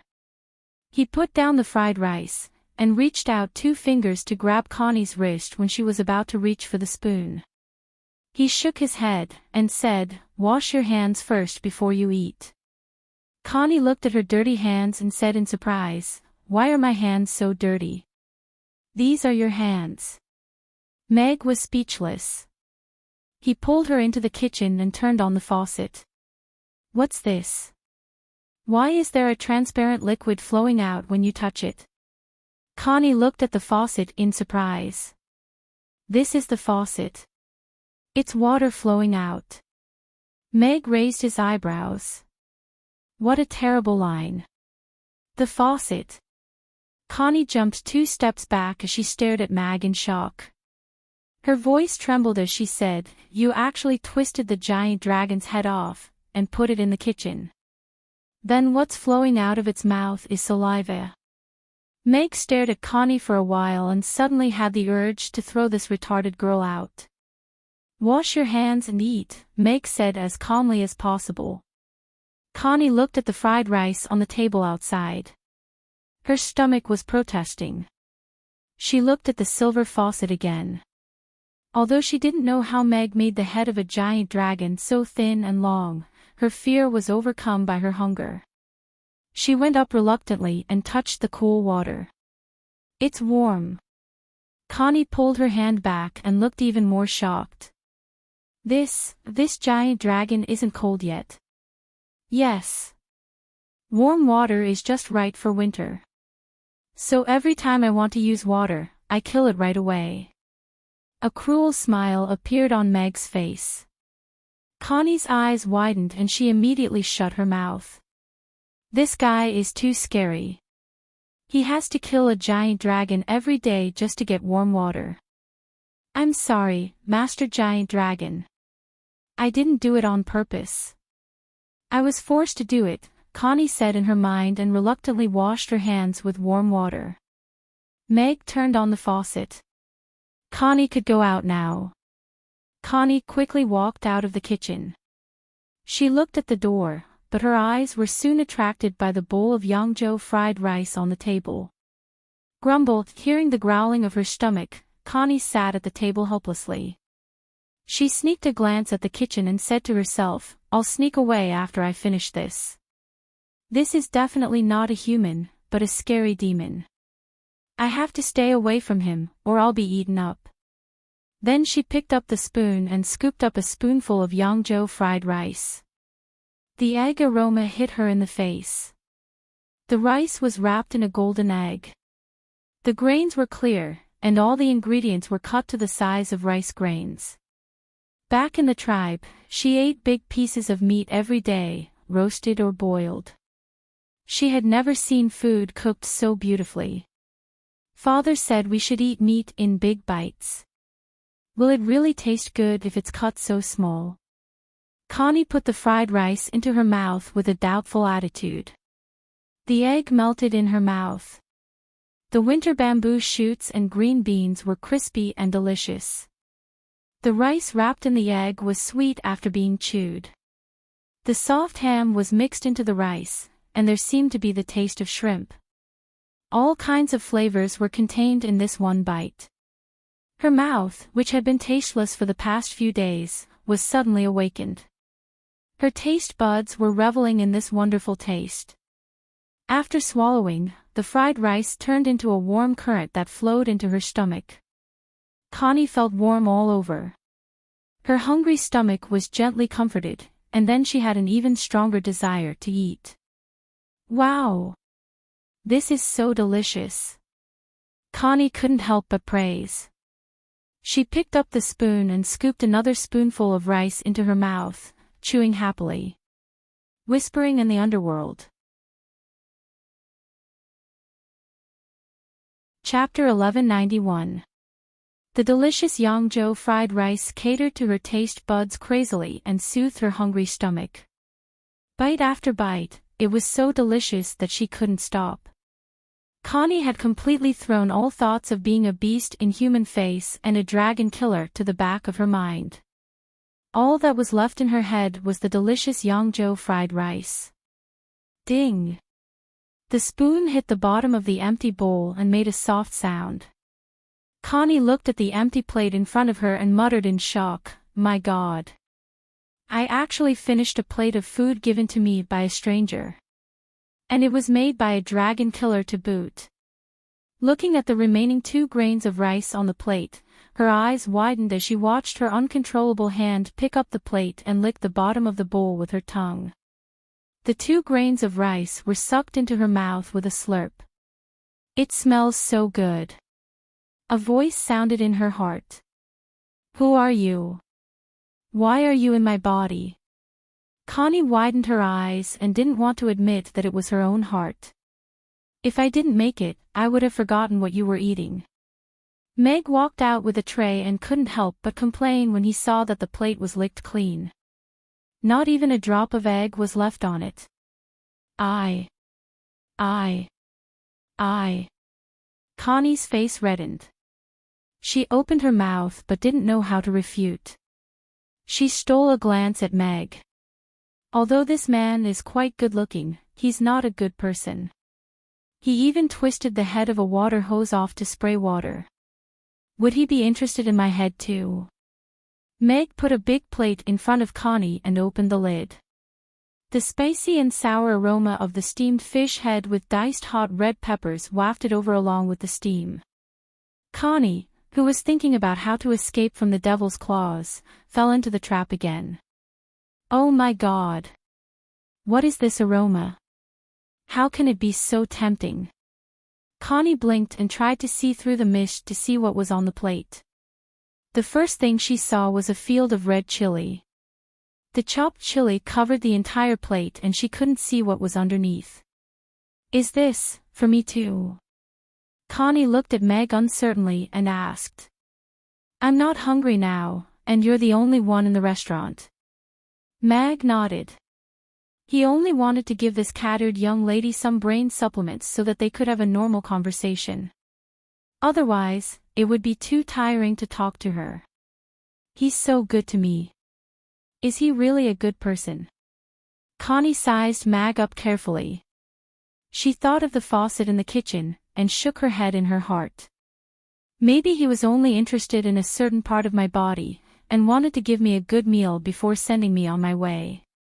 She wanted to run. However, when he looked at the delicious food in front of him, he couldn't move his feet. If the fried rice from before could be described as a gentle comfort, then this bright red delicacy was like a strong man, violently pressing her under his body. Her heart was against it, but it was so sour and spicy that it almost exploded in an instant. Her taste buds, which had just been comforted by the Yangzhou fried rice, were waiting delicately at the side. Suddenly, she felt a loud and warm slap. Connie's face flushed red instantly. The tingling sensation spread from the tip of her tongue to her entire body, as though countless ants were crawling over her body. It felt as though something was about to crawl out of her body. That numbing sensation made her body tremble slightly. Her cherry lips parted slightly, and she let out a cry. Rip. Almost at the same time, the sound of cloth tearing was heard. Connie's tattered cotton blouse had an obvious tear at the collar. The tear extended downwards, revealing a beautiful arc. Meg raised his eyebrows slightly. It seemed that customers with a big heart weren't suitable to eat this steamed fish head with diced hot red peppers. Today's fish head was big and round. Connie, whose face was flush red, didn't notice it at all. Spicy. Connie, who had never eaten chili before, felt her mind go blank. After a moment of intense impact, her taste buds fell. After being ravaged, she felt a faint sense of loss.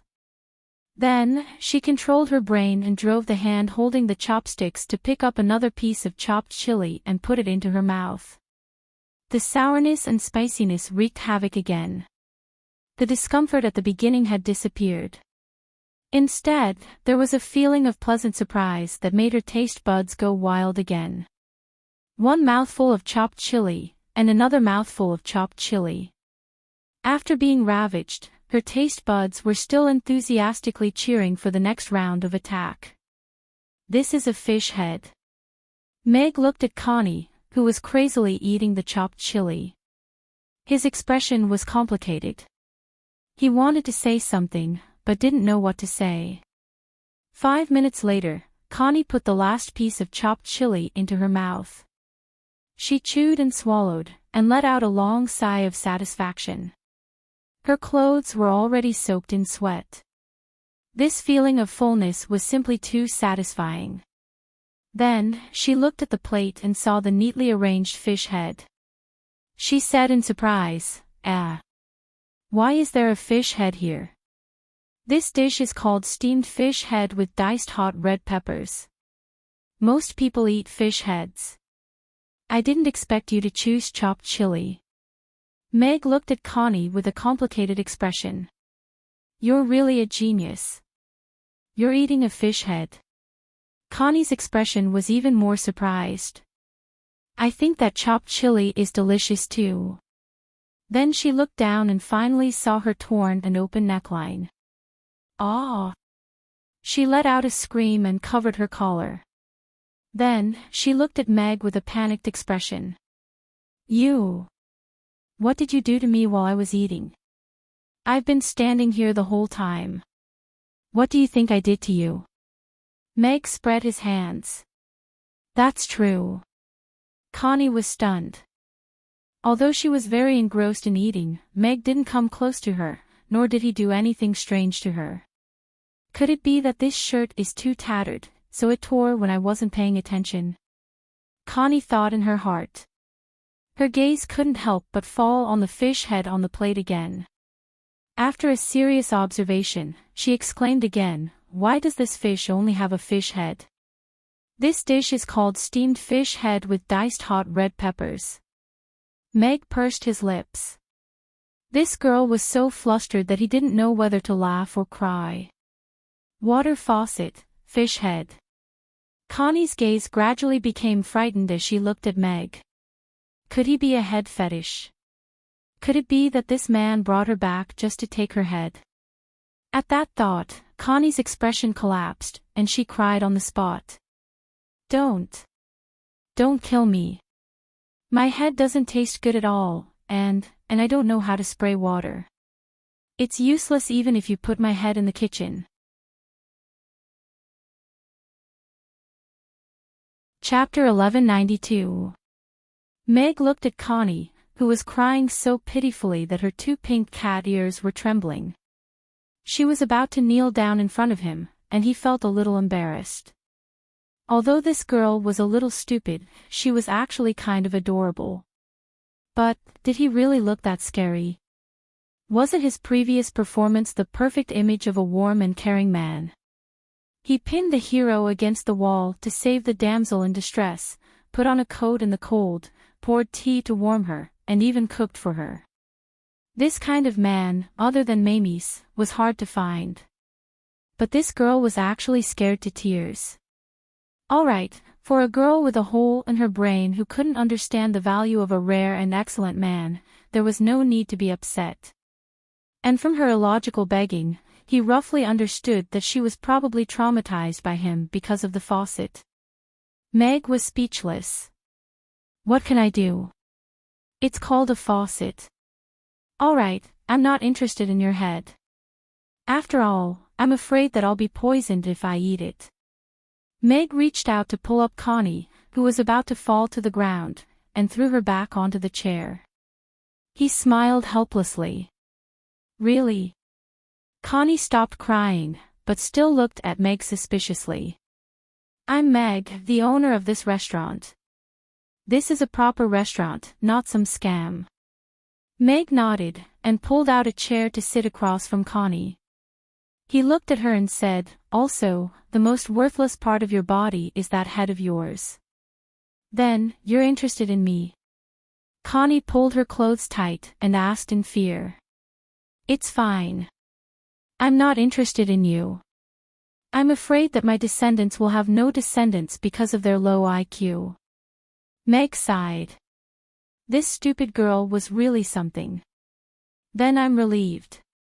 Connie heaved a sigh of relief, and a smile appeared on her face again. What's your name? Why were those orcs chasing you just now? Meg looked at Connie, who had picked up her chopsticks again, and asked. My name is Connie. I came from the Twilight Forest. Those were bad guys. They wanted to capture me and hand me over to a big bad guy. Connie said weakly. She seemed to have thought of something, and her eyes suddenly turned red. Although what she said was basically equivalent to not saying anything, Meg didn't have the heart to continue asking after seeing how sad she was. He stood up and said, "If you're still hungry, you can continue eating. I'll make some noodles for you." "Okay." Connie responded and looked at Meg, who was walking towards the kitchen. Judging from this, he didn't seem like a bad guy. Her gaze landed on the fish in front of her again. The tender, white fish looked very tempting. The fish in their tribe were usually roasted, and they didn't eat the fish head. She didn't expect someone to use fish head to cook. She picked up a piece of fish and put it into her mouth. The tender fish slid into her mouth, and the spicy and sour taste of chopped peppers entered her mouth. The tender fish head melted in her mouth when she bit into it gently. The delicate texture and fresh taste were incomparable to any other roasted fish she had eaten before. She felt as if she was a fish that had jumped into a large pond filled with chopped red peppers. She warmly welcomed the wonderful taste. "This fish head is so delicious." Connie opened her eyes in surprise, and put another piece of fish into her mouth. She didn't have to worry about bones, and only needed to carefully savor the wonderful taste of the fish. He can't be a bad guy if he can make such delicious food, right? Connie took time to look in the direction of the kitchen, and thought to herself with more certainty. When Connie almost finished eating the fish head, Meg came out with a bowl of rice noodles. There was no soup in the rice noodles, and only a handful of chopped green onions were sprinkled on it. He scooped a few spoonfuls of red soup from the plate of steamed fish head with chopped hot red peppers and poured it over the rice noodles. The white rice noodles were immediately dyed red, and the spicy and sour aroma filled her nose. "Eat." Meg put the rice noodles in front of Connie. "Thank you," Connie said gratefully. She hadn't had a full meal since the rebellion happened and she fled alone. Meg, whom she met by chance and didn't know at all, made such a delicious and substantial meal for her. She was really touched. The rice noodles were soaked in the spicy and sour soup, and were extremely refreshing. It was a perfect match. With a slight slurping sound, the bowl of rice noodles was quickly emptied into Connie's stomach. Burp, Connie burped and showed a satisfied smile. The feeling of being full was so blissful. All of this was like a dream, and she was suddenly afraid that she would wake up like this. How could something like this happen? When she was at her wit's end, a handsome man suddenly appeared and saved her. Then, he brought her home and made her a delicious meal. Am I really dreaming? How could there be such delicious food in the real world? Connie thought to herself with melancholy. It seemed that she was really starving, and could only have a good meal in her dream. She even dreamed of such a perfect man.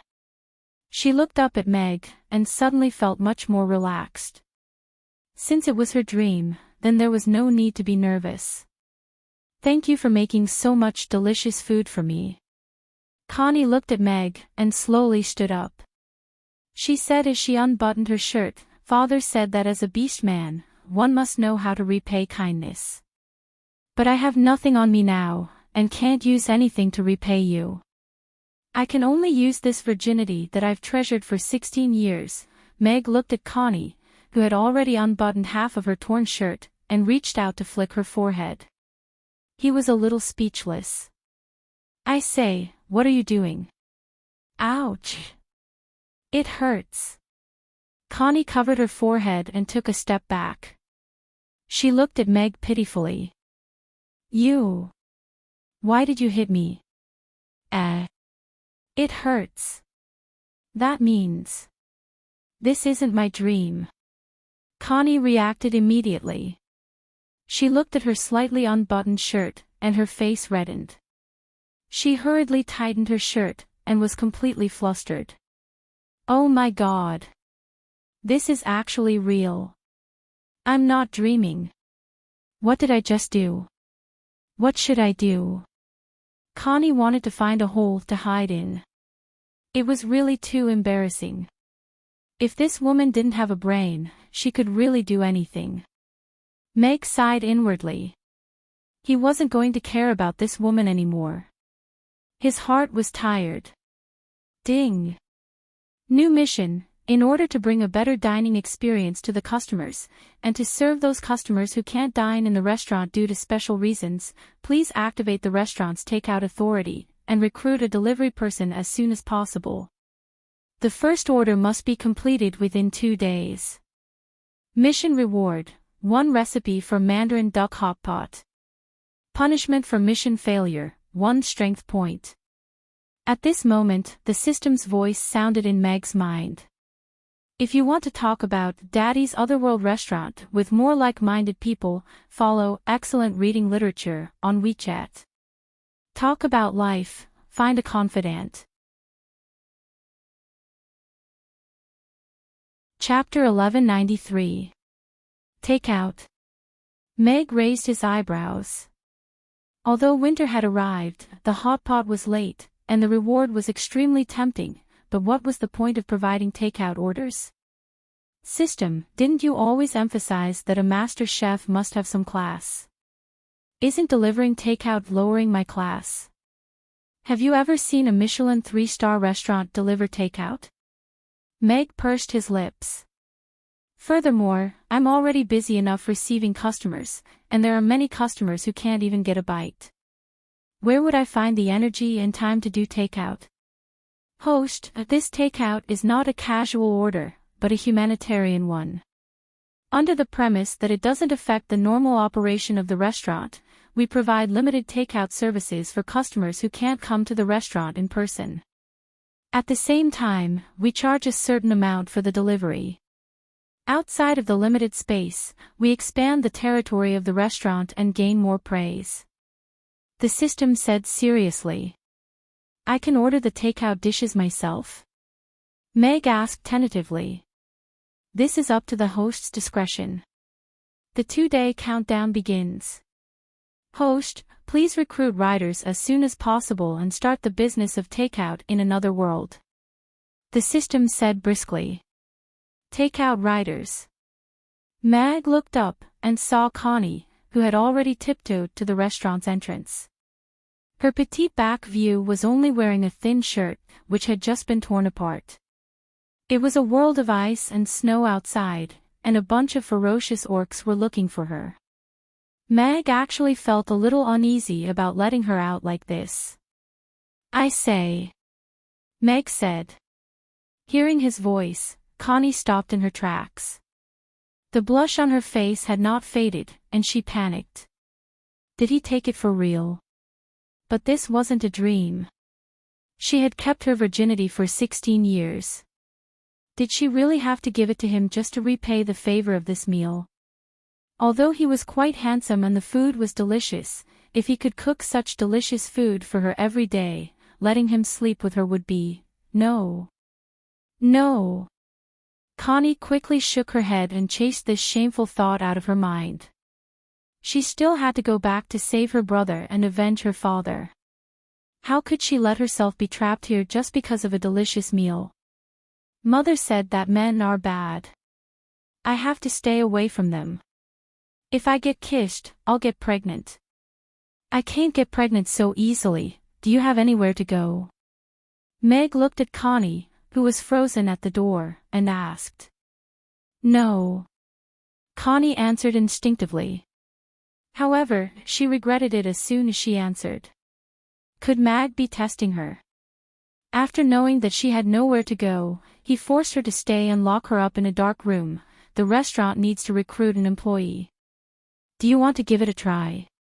Mag didn't bother to guess what was going on in her head, and went straight to the point. Employee. Connie was stunned for a moment. She said nervously, You mean to be your servant? She'll do everything. And be done by you. Mag was speechless. What kind of person was this? Was he that kind of person? But could he still recruit this kind of employee? Where could he recruit her? No, no. Meg rubbed his forehead. He felt that he was being led astray by this fellow. At the same time, he had great doubts about his rash decision. Perhaps it wasn't a wise choice to keep this fellow. Meg calmed himself down and explained, employee refers to the staff of the restaurant. Some employees are responsible for taking orders from the customers, some are responsible for cleaning, and some are responsible for preparing the ingredients. They all have their own responsibilities. Do you have many employees? Connie cried out. Then how do you arrange for them to sleep? I said. The employees of the restaurant aren't responsible for sleeping with me. Meg couldn't help but say to her. Connie shrunk her neck and said weakly, You didn't say, all right, you can go now. Meg looked like he had nothing left to live for. He decided to take back his reckless decision. If I don't have to sleep with you, will you give me food every day? Or give me that gold coin? Connie asked softly after some serious thought. She had been in Chaos City for 2 days now. Chaos City was so big, but she couldn't find a place to stay. She had curled up under the bridge to sleep the night before, and was even bitten by a rat in the middle of the night. She was most afraid of rats. It seemed that the restaurant was quite clean, so there shouldn't be any rats. If she could sleep on the ground for the night, that would be pretty good. Moreover, after leaving the tribe, she realized that the outside world only recognized things like gold coins. No matter what it was necessary to have gold coins. It was a good thing. I think you're not suitable for this job. Meg shook his head coldly. Why? I can do anything other than sleep with you, Connie said confidently. I think you're too stupid. Meg still shook his head. Wah. Connie's pinkish-white cat ears drooped, and tears began to flow down her cheeks. Her shoulders shook as if she had been greatly wronged. What are you doing? Meg raised an eyebrow. He didn't expect this simple-minded girl to know how to use tears to gain sympathy. However, he hated people who acted pitiful the most. This only made him more certain of his decision. This kind of employee who only wanted to solve problems by crying, why don't I sleep with you? You just have to feed me. I'm very easy to feed, and I don't eat much. Connie grabbed Meg's arm and pressed herself against him. Her 2 soft lumps squeezed against Meg's arm until they were distorted. Stop, stop, stop. Meg hurriedly stopped this stupid girl. He pressed her head and pushed her back 1/2 meter. It seemed that he had underestimated her. Her way of solving problems was quite unique. Looking at the weeping cat-eared girl, with her IQ, she would probably be abducted the moment she stepped out of the house. Moreover, she would be the kind of person who would laugh and count the money for the person who sold her. You have 3 days of probation. Prove to me that you're worthy of me keeping you. Otherwise, you still have to leave. After you're officially hired, I'll pay you and guarantee your safety. Meg said with a serious face. Okay. Connie nodded. She wiped her tears and looked at Meg excitedly. So, what should I do now? Meg glanced at Connie's clothes that were full of holes and had a large tear in front of her chest. She was also sweaty because she hadn't bathed for many days. He frowned slightly and said, Go take a shower first. So soon. Connie was a little nervous. It's my first time. Chapter 1194. First time my ass. Meg flicked her forehead. What on earth was in there? He turned and walked upstairs as he said, I'm worried that the customers will complain about the smell on you. The staff of the restaurant must ensure that they are dressed neatly and don't have any smell, so that the customers won't have a bad dining experience. I see. Connie looked like she finally understood. She followed Meg upstairs. I'll get you a set of work clothes. Red, yellow, blue. Which color do you like? Meg asked. I like blue.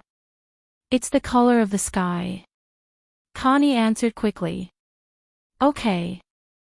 Meg nodded slightly. He went upstairs and took Connie to the bathroom first. What a big faucet. Connie stood at the door of the bathroom. She looked at the shower head with fear. Then she saw several more faucets. She became even more nervous. Was Mr. Meg really a water dragon killer? This is the switch for the shower. After you turn it on, there will be warm water. This is shampoo and shower gel. The red one is to wet your hair and then apply it. It can wash off the stains on your hair. After you're done, rinse off the foam with water. The black one is to clean your body. After you apply it to your body, rinse it off with water too. Meg explained. He looked back at Connie and asked, Do you understand? Yes. Yes. Connie nodded. She swallowed her saliva secretly and said, But do you really want me to face so many faucets alone? I'm a bit scared. Can you take a shower with me? No. Meg refused coldly. He wasn't stupid if she wanted to trick him into giving her a free shower. I'll put your clothes on the stool by the door. You can take them when you're done. I'll be downstairs in a bit. Meg walked out of the bathroom sideways. Please, don't leave me here alone. Connie grabbed the corner of Meg's clothes and said pitifully. There were 4 faucets in a small room. It was too scary. My restaurant doesn't accept customers with strange odors. Meg took back the corner of his shirt from Connie's hand and closed the bathroom door. He couldn't help but mutter, Does the orc tribe have a tradition of men and women bathing together? Once the bathroom door closed, Connie was left alone. She leaned against the door and looked nervously at the 4 taps in the bathroom. The bathroom was very large, and the temperature was very warm. There was a large white tub in the innermost part, which seemed to be used for bathing. I was forced to do this. I didn't mean to offend you. Please don't blame me. Don't scare me. I'll just take a quick shower. Connie put her hands together and said to the faucet and the shower head sincerely. Then, she turned around and saw herself in the mirror. Ah! What is this? Why does it illuminate my beauty so clearly? Connie looked at the mirror and was stunned. Even a crystal mirror couldn't see her as clearly as this one. However, she soon realized that her face, neck, and arms were stained with sweat and mud. She had been running for her life for more than 10 days, and she didn't have time to take a shower. She sniffed carefully and realized that there was indeed a sour smell on her body. Oh my God! Is this the smell coming from my body? Connie's face fell, and she quickly took off her clothes. She looked up at the shower head that was much bigger than a normal faucet and said apologetically, Lord Dragon, I'll just borrow some of your water. If you can't rest in peace, please go and find the boss. Then, she turned on the switch. Warm water sprayed out from the shower head and dripped down from the top of her head, wetting her hair and body. Meow, she couldn't help but let out a soft moan from the comfortable feeling. As the hot water washed over her body, the fatigue that had accumulated along the way quickly disappeared. It's so comfortable. Connie couldn't help but praise. The hot steam quickly filled the entire bathroom, and her fair skin turned pink. She washed the stains off her body. He said that this is for washing hair, and this is for washing body. Why is he using this strange liquid? After taking a hot shower, Connie's gaze fell on the shampoo and shower gel at the side. She hesitated for a moment, but still reached out and pressed the lid like Meg had taught her. A milky white liquid sprayed out and splashed all over her face. Oh! Connie instinctively closed her eyes, and touched the liquid on her face with her hand. It was slippery, sticky, and strange to the touch. However, there was a very special fragrance, like the fragrance of flowers. It was refreshing and pleasant, and it didn't feel greasy at all. It felt a little familiar. Is this shampoo? Connie looked at the lotion in her hand, and wiped it on her head. She scratched it casually, and it turned into many white bubbles. Wow, there are really bubbles. Connie's eyes lit up. She put the white bubbles to her mouth and blew gently. She smiled as she watched the bubbles fall. After washing her hair, she tried the shower gel. The shower gel was slippery on her body, and many bubbles appeared with a gentle rub. After washing, her entire body exuded a faint fragrance. Oh! I know, this is the smell on Mr. Meg's body. Connie's eyes lit up. The sour smell on her body had completely disappeared. Her hair and body were clean, and her delicate skin was white with a hint of red. Looking at herself in the mirror, she couldn't help but want to take a bite. Am I really that ugly? Why isn't Mr. Meg even interested in sleeping with me? Or is it because I'm too young? Connie looked at herself in the mirror, and sighed in self-pity. She was deeply hurt. Oh right, he said he prepared clothes for me. What kind of clothes will they be? Connie thought expectantly. She hadn't worn warm clothes since leaving the tribe. She didn't want a pretty dress now, but a set of warm and comfortable clothes. Standing beside the door, her cat ears twitched. After confirming that there was no one outside, she carefully opened the bathroom door. Just as the door opened a crack, she saw a small stool placed at the entrance. On top of the stool was a set of sky blue clothes. On top of the stool was a piece of paper with words and pictures. Wow, it's the color of the sky. Connie's eyes lit up, and she reached out to pick up the clothes and the paper. The correct way to wear a bra. Connie read softly, and then took out a small piece of clothing with laces. She looked puzzled. What is this? The pattern is so pretty. Is it to be worn outside? Mag was sipping his afternoon tea leisurely with his legs crossed. When he heard the footsteps, he turned around and saw Connie, who was wearing a tidy sky blue windbreaker with a black laced bra. He spat out the tea in his mouth. Chapter 1195. Meg was dumbfounded when he saw Connie wearing a bra on the outside. Previously, there was Superman wearing underwear on the outside. Today, there was Catwoman wearing a bra on the outside. Was she trying to be a superhero? What's wrong? Am I that pretty? Connie touched the lace and looked at Meg in surprise. She didn't expect Meg to have such a big reaction after changing clothes. I say, this bra is supposed to be worn inside. Why are you wearing it outside? Meg asked with raised eyebrows. Wear it inside. Why? Connie was puzzled. She tugged at the lace. Look, the pattern is so pretty. Wouldn't it look better if I wore it outside? This is a bra. Its function is. Meg gestured with his hand in front of his chest. He felt that it wasn't easy to describe, so he simply said, anyway, this is a bra. It's meant to be worn close to the body. You can't wear it outside for others to see, especially men. It's against etiquette. If it can't be seen, then why is it made to look so pretty? There are small flowers and hollowed-out embroidery. It's such a pretty little bra. It'd be a pity if it can't be seen. Connie was still puzzled. Meg said helplessly, bras are made to look exquisite and cute.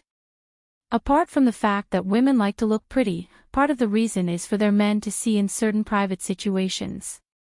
This kind of relationship is limited to lovers. No one would wear it outside. I see. Connie was deep in thought.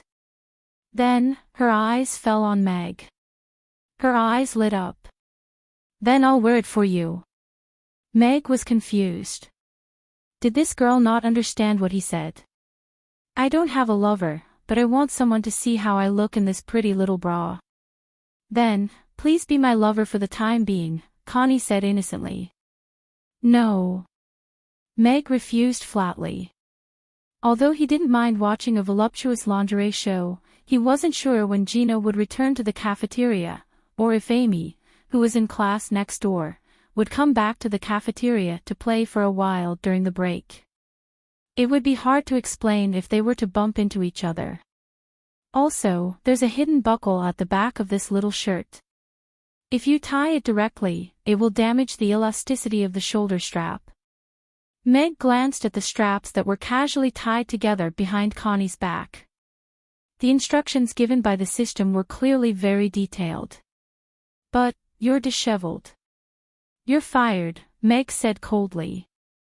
Connie shut her mouth and went upstairs obediently. 10 minutes later, Connie came downstairs with a defeated look on her face. Holding the black bra in her hand, she stammered, I can't make them clasp together. Can you teach me? Meg looked at Connie and felt that he had been completely defeated by her stupidity. He reached out and took the black bra. There was no other way. It seemed like he could only teach her step by step.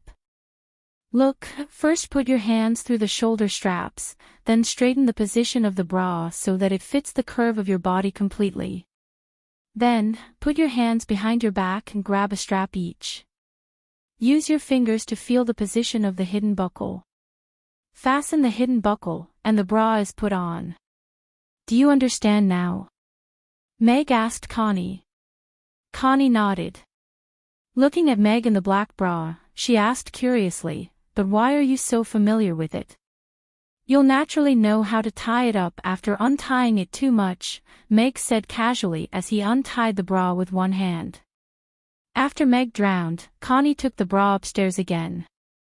Finally, Mr. Meg. Connie's voice came from upstairs.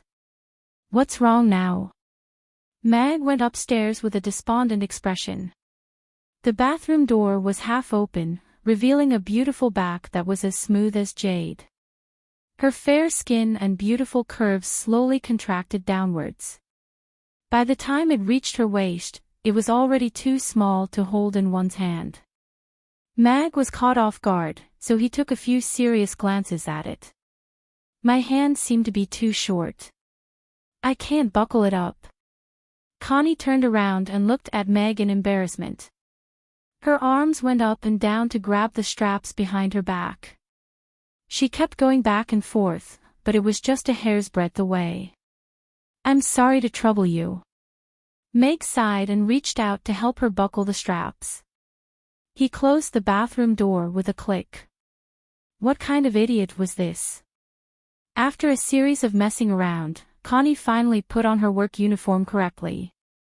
She stood in front of Meg in high spirits. The clothes were too comfortable to wear. They completely insulated her from the cold. Even though it was a little hot to wear them indoors, Connie couldn't bear to take them off. Meg sized up Connie. The sky blue jacket fit her body perfectly. There were 2 dark lines on her arms and pants, which made the jacket look even more three-dimensional. On the other hand, Connie's excellent figure, as well as her somewhat elegant and noble temperament when she was serious, made the takeout outfit look like a custom-made item. Of course, this was built on the premise that she didn't say anything. The temperature outside was below -10 degrees Celsius, so Meg had the system add a layer of top-quality goose down to the jacket. Although it was light, it was very warm. It had the advantages of both a jacket and a down jacket, so it didn't need to worry about the cold at all. On her back, there were 3 eye-catching words, "Are you full?" Yes, this was the takeout brand that Meg had established in this world. The service's motto was, "Are you full?" If not, I'll send you more. Since there was no phone or internet in this world, the real-time interaction was too poor, so Meg didn't have any plans to expand for now. He hadn't even thought about how to launch his first takeout business. He couldn't let a customer order food and then have a delivery person send them home, right? Let's go. Let's practice driving. Meg took a dark blue safety helmet from the counter and put it on Connie's head. Then, he walked towards the door. The safety helmet stuffed Connie's entire head into it. The super high-tech goggles provided her with a wide 270 degrees view. There was also a small screen on the top right, which was currently black. Wow, that's so cool. Connie followed behind Meg and looked around in awe. Then, she banged her head against the door. Meg looked back at Connie, who was like an alien, holding the door in a flurry. He suddenly hesitated whether to teach her how to drive. If she was on the road, she would probably be a killer. The bicycle should be fine, right? Meg looked at the scientifically modified takeout bicycle in front of him. It was fully shock-absorbing, and the front basket was enlarged by several times. There was also a back seat with 2 delivery boxes installed. Its capacity was far greater than that of an ordinary delivery man's. What's this? Connie walked over a little exaggeratedly, and asked curiously. Chapter 1196. This is a bicycle. Your job is to be a delivery man. You're responsible for delivering food to the customers. In order to ensure the freshness of the food, we need to deliver it faster. You have to learn how to ride a bicycle before you officially start working. Meg explained. Bicycle? Connie walked around the bicycle. Is it a bicycle that can run on its own as long as I sit on it? It's called a driverless bicycle. Meg shook his head. He didn't want to continue this silly conversation with Connie.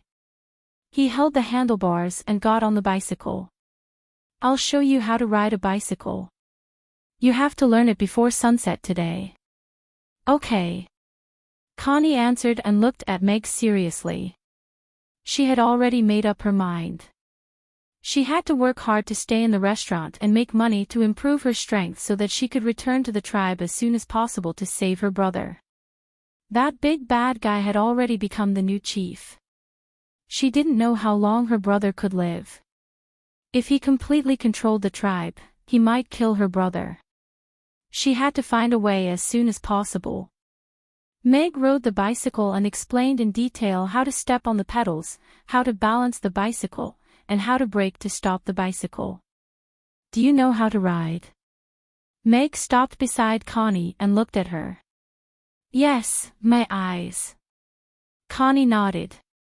You're so honest. Meg was speechless. He stuffed the handlebars into Connie's hands. Start practicing. You won't be able to ride a bicycle without falling a few times. Okay, I'll definitely learn. Connie said confidently. She held the handlebars with both hands and imitated Meg's movements. She flipped onto the bicycle and put her feet on the pedals. Then she swayed left and right, trying hard to maintain her balance. Meg stood beside her and couldn't help swaying left and right. 5 minutes later, Meg looked at Connie, who was still swaying left and right on the pedals. He couldn't help but ask, "Are you practicing the balance beam? Why don't you walk?" "Okay." Connie responded. As soon as she lifted her foot, the balance she had maintained for 5 minutes was broken. The car tilted to the right and plunged headfirst into the thick snow in the nearby haystack. Her entire head, including the helmet, sank in. "Aya, it's stuck. Help." Connie's weak cries for help could be heard from the snow. Her 2 legs were dangling in the air, kicking powerlessly. Meg walked over, grabbed Connie's legs, and pulled her out from the snow upside down. This lass was small, so she wasn't heavy. Connie's feet landed on the ground again. Her body swayed a little before she regained her balance. She said in a panic, "Why is it so dark? Am I blind? Keep in touch," Meg said flatly as he wiped the snow off his helmet. He had already gotten used to Connie's idiotic behavior. Although her first fall was a little comical, her sense of balance was not bad. This was undoubtedly a very useful talent for learning how to ride a bicycle. "Okay," Connie responded, and continued to practice on the bike. After being pulled out of the snow by Mag for the nth time, Connie finally pedaled the bicycle, and rode it forward unsteadily. Although she almost fell over countless times along the way, her good sense of balance saved her every time. "Whoa! I learned how to ride a bicycle." Connie didn't finish her sentence before she fell headfirst into the snow. Meg walked over helplessly and pulled her out of the snow. He said coldly, "Continue." Connie's talent for learning how to ride a bicycle in such a short amount of time on her first try was actually not bad. However, he didn't want to make her too proud, so he didn't praise her. After more than an hour of practice and countless falls, Connie braked and drifted. She stopped the bike in front of Meg. She reached out to pull up her helmet. Steam rose from the top of her head, but her face was full of joy. She looked at Meg and said, "I learned, didn't I?" "Yes, you've learned." Meg looked at Connie, who was sweating profusely but smiling happily. His impression of her changed a little. If other girls fell over and over like her, they would have squatted at the side and cried, or given up straight away. However, Connie didn't. It was as if she was holding back her energy. She fell over and over again, and got up again and again. There were a few times when she fell on the ground, but she got up very quickly. She wasn't like the cat-eared girl who cried just now. "Then, do I start working now?" Connie was eager to try. "No. I'm going to bring you to familiarize yourself with the streets of Chaos City. The most important thing in delivering food is to deliver it to the customer quickly and accurately. So, after you receive the order, you have to know where you have to send the food to, and how to take the route. These are all very important things."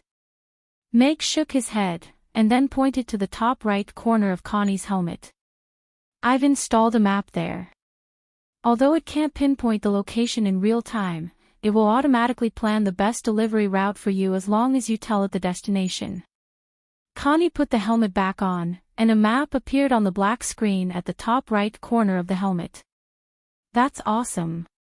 Connie's eyes widened. Mr. Meg was a genius. Not only did he invent the bicycle, he even invented such an amazing map. Meg pushed his bicycle out and got on. He then reminded Connie, "Remember, don't remove your helmet when you're outside. That way, no one will recognize you." Connie nodded. Mr. Meg was so thoughtful. Furthermore, the helmet wasn't heavy at all, and it was super warm inside. She didn't want to take it off when she was outside. "Let's go. I'll show you around Chaos City." Meg pedaled the bicycle away first, and Connie quickly got on as well, and followed behind Meg. Who's this cute cat-eared big sister? Father actually taught her how to ride a bicycle, and they even came out of the restaurant together just now. What's their relationship? Should I record this in my little notebook? Amy mumbled softly as she leaned against the window on the second floor of the magic potion shop, and watched the two of them disappear into the distance. Meg brought Connie around the southern part of the city, and saw that it was almost 5 p.m., so he brought her back to the restaurant. Anyway, the system only required him to open up the food delivery system, and gave him a lot of autonomy in other aspects. Hence, he decided to do limited food delivery within a limited area. Since the food in the restaurant couldn't meet the demand, he didn't even think about making money from food delivery. A few orders would be enough. The most important thing was to complete the system's mission, and get the recipe for the Mandarin duck hot pot. "Father, who's this woman? Amy pushed the door open and entered just as Meg and Connie arrived at the restaurant. Chapter 1197. Amy looked at Connie with indignation and anger in her eyes. She was like a kitten who had just discovered that the dried fish she had hidden had been eaten by her owner. Amy, she's... Meg looked at Amy, who seemed a little angry, and prepared to explain the situation. You actually have a daughter behind my back. Connie also shrieked at this moment. She looked at Meg with resentment like a wife who had suddenly discovered that her husband was keeping another woman behind her back and had even given birth to a child. Even Meg was taken aback by her natural acting skills, vivid emotions, and overflowing anger. He couldn't help but recall his relationship with this young girl. That's not right. What kind of a jura field is this? I've only taken in a homeless girl who was forced by a bad guy and made her temporarily serve as a delivery girl at a restaurant. Meg quickly came back to his senses. He flicked Connie's forehead, who was glaring at him as if she wanted an explanation immediately. He rolled his eyes, and said, Am I supposed to be a stranger in front of you? Ugh. Connie covered her forehead with her hand, and murmured with indignation, But you really didn't tell me that you have a daughter. Then Meg looked at Amy. This little fellow had never been hostile to beautiful big sisters, but her behavior today was a little unusual. Amy felt Meg's gaze, and immediately smiled widely. Actually, I'm just curious who this beautiful big sister with cat ears is. Those pink and white cat ears are so cute. Can I touch them? Of course. Little sister, you're so cute too. You're just like a little elf. Connie nodded with a smile. She looked at Amy with joy in her eyes. She loved playing with children the most. She felt that playing with and interacting with them was more enjoyable. Meow! At this moment, Ugly Duckling walked out from behind Amy and stretched lazily. Then, it looked at Connie with disdain, walked up, and jumped lightly onto the cabinet. Paw! Ugly Duckling's head crashed into the edge of the counter, and even though it tried its best to grab onto the table with its paws, it still slid down slowly. It landed on the ground with a dull thud, and lay on its back as it stared at the counter with a dejected expression. This cat is so dumb. Connie chuckled. The pot calling the kettle black, Meg thought. Ugly Duckling, I told you not to eat so much. Amy looked at Ugly Duckling with disappointment written all over her little face, and said seriously, Your dinner is cancelled today, and you have to run 10 laps around the restaurant. Otherwise, you're not allowed to go to sleep. Meow! Ugly Duckling immediately got up, and walked over to Amy's feet while shaking its head. It rubbed its head against her calf, trying to act cute in exchange for dinner. There's no room for discussion. Amy shook her head coldly. Meow! Ugly Duckling lay on the ground with its paws in the air, dejected. Yabba-Mia and the others arrived soon after. When they saw Connie, they were all curious about who this adorable cat-eared young girl was. So many beautiful young ladies. Mr. Meg is indeed a powerful man, Connie thought to herself.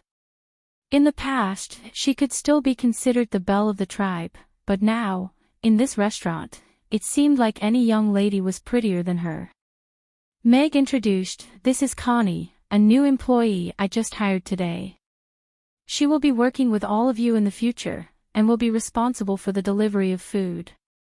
Let's get to know each other. Hello, I'm Connie, Connie greeted everyone. Connie, hello, I'm Mia. Welcome to the restaurant. Mia was the first to go up, and gave Connie a gentle hug with an amiable smile. Hello, I'm Barbara. Barbara went up and shook hands with Connie. Then, she looked at her cat ears curiously. Are these real ears? They're real, Connie said proudly. As she spoke, her pinkish-white cat ears twitched. So cute. Barbara's eyes lit up.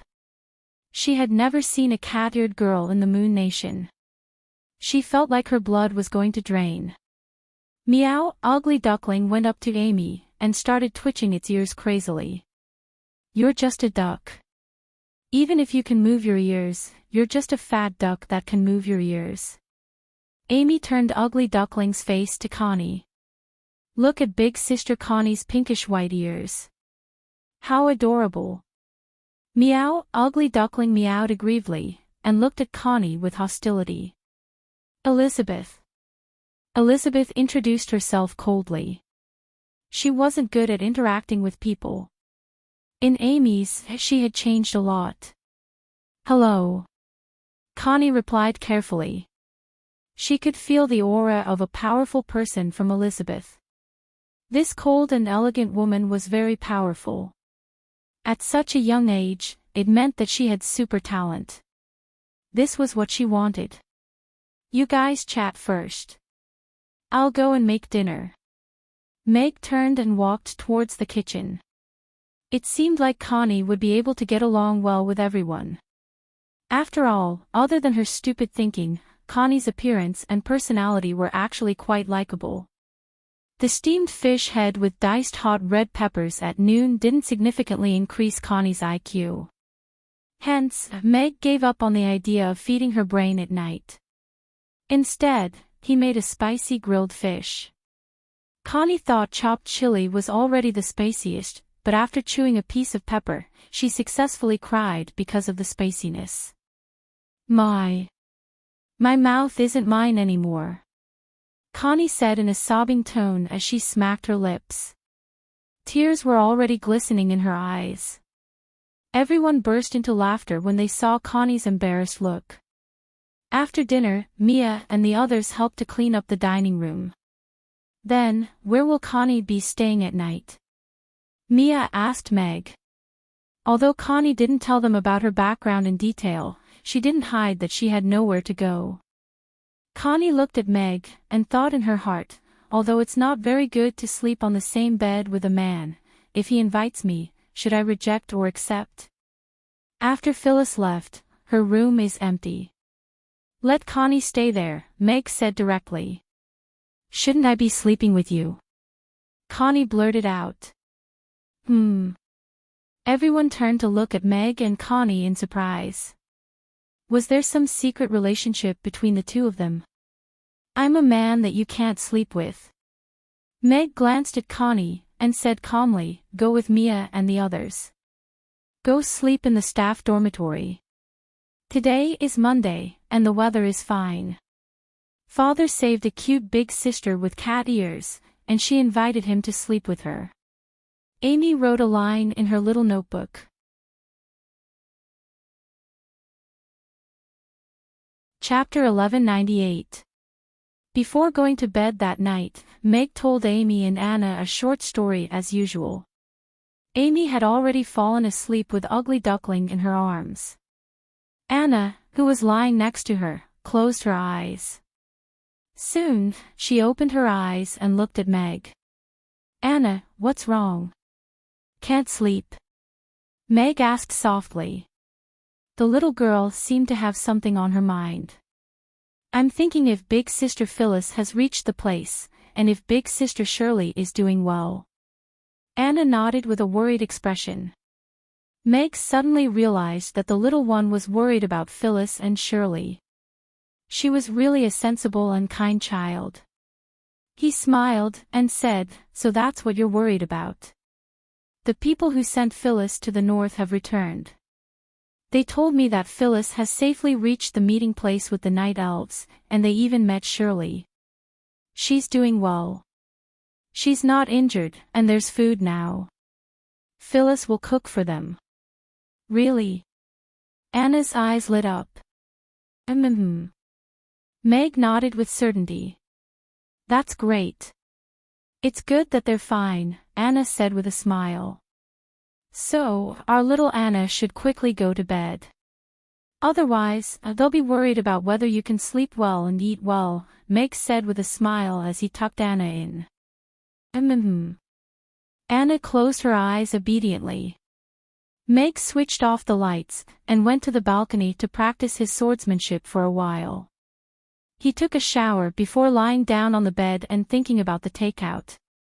Expanding the takeout section was a way for many restaurants to increase their revenue.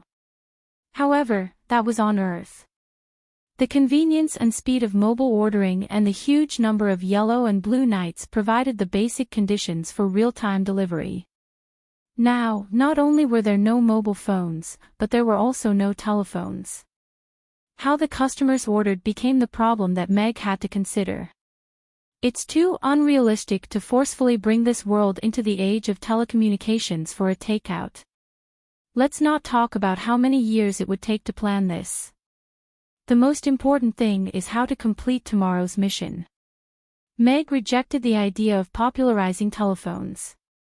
After thinking seriously for a while, an idea suddenly flashed through his mind.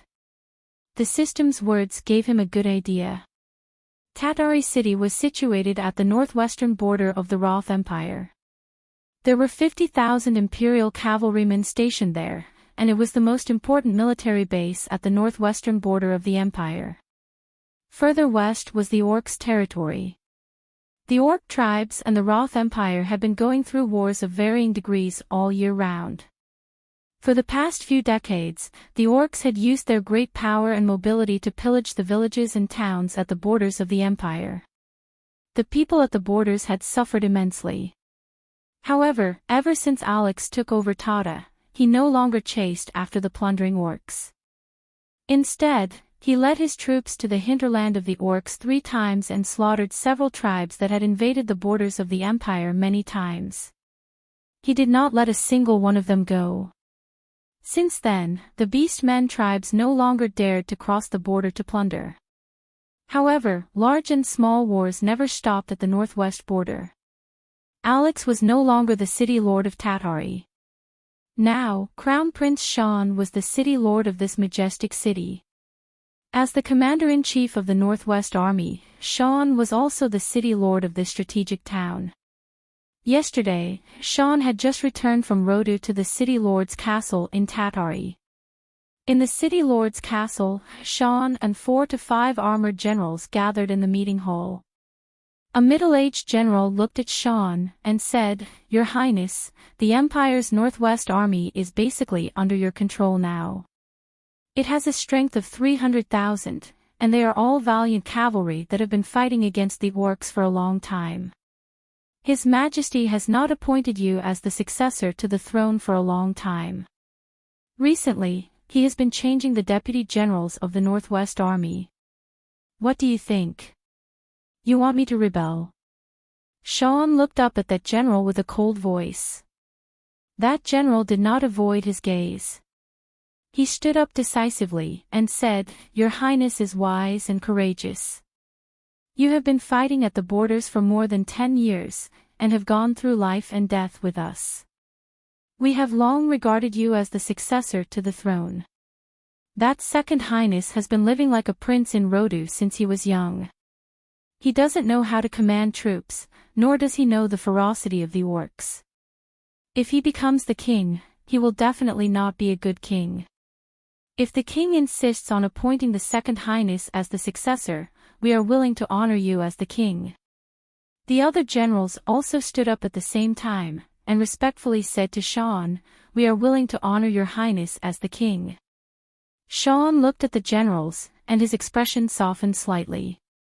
However, his voice was still low, and he said, "Father is still healthy. Don't mention the matter of the throne again, and don't mention it to anyone else.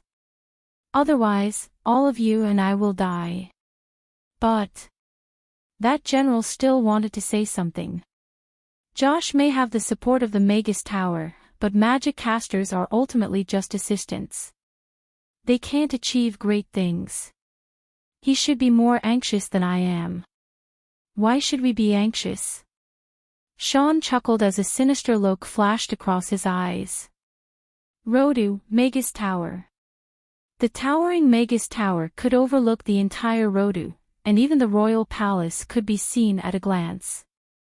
As the number of magic casters increased and the power of the Magus Tower increased, the status of the Magus Tower gradually became equal to that of the military. The magic casters of the Empire more or less had the mark of the Magus Tower on them. They fought in the army like the knights, guarding the Empire's territory, and protecting the Empire's citizens. They were deeply respected and loved by the citizens. At this moment, on the top floor of the Magus Tower, Josh was standing by the window, looking at the similarly towering Royal Palace Tower. He didn't know how long it would take for him to officially enter that palace and become the most powerful person on the Norland continent. Many years ago, as the second prince, he had never thought of becoming the master of that palace. Magic was more attractive to him than that throne that was studded with gems. Until he met the elven princess who left a message on the top floor of the Magus Tower, he fell in love at first sight. That was it. After that, Alex appeared. Then, her heart ran away with him. That was a man who made all the men in the world pale in comparison. He was like the brightest star that suddenly appeared. Even though he was the second prince of the Empire, he was still so lowly that people could easily overlook him. From then on, he understood that even if he spent his entire life learning magic, he would never be able to defeat Alex before the end of his life. Thus, he began to crave and pursue power. A man, even if he was a god, would still be bitten to death by countless ants. 3 years ago, he thought that Alex was already dead, and that Irina's heart was about to belong to him. However, 3 years later, he appeared again, still as powerful and invincible as ever, and stole her heart again. Josh turned to Richard, who was standing behind him, and asked, "President, when can I become the king of the Roth Empire?" "Soon." Richard cast his deep gaze toward the royal palace, and then looked up into the sky. A bright star was gradually dimming as if it had been covered by a layer of fog. He murmured to himself, "The Emperor's star is about to be destroyed, and a new king is about to be born." In a large courtyard in the northwestern corner of the royal palace, there were dozens of carpenters who were busy with their work. Yuri sat on a high chair, looking at the mecha that had been modified to become even more majestic. He sighed, and said, "Idiot, do you think many people will die if we use this on the battlefield?" "Your Highness," His Majesty said that this is to be used to guard the territory, and it can reduce the casualties of many knights, a servant at the side whispered in agreement. "If it's just to guard the territory, who would dare to invade the Empire apart from the giant dragons? If the giant dragons were to invade, these pieces of wood wouldn't be of much use." Yuri shook his head, but there was still a hint of melancholy in his eyes. He looked up into the sky, and sadly said, "I suddenly want to play with that little idiot."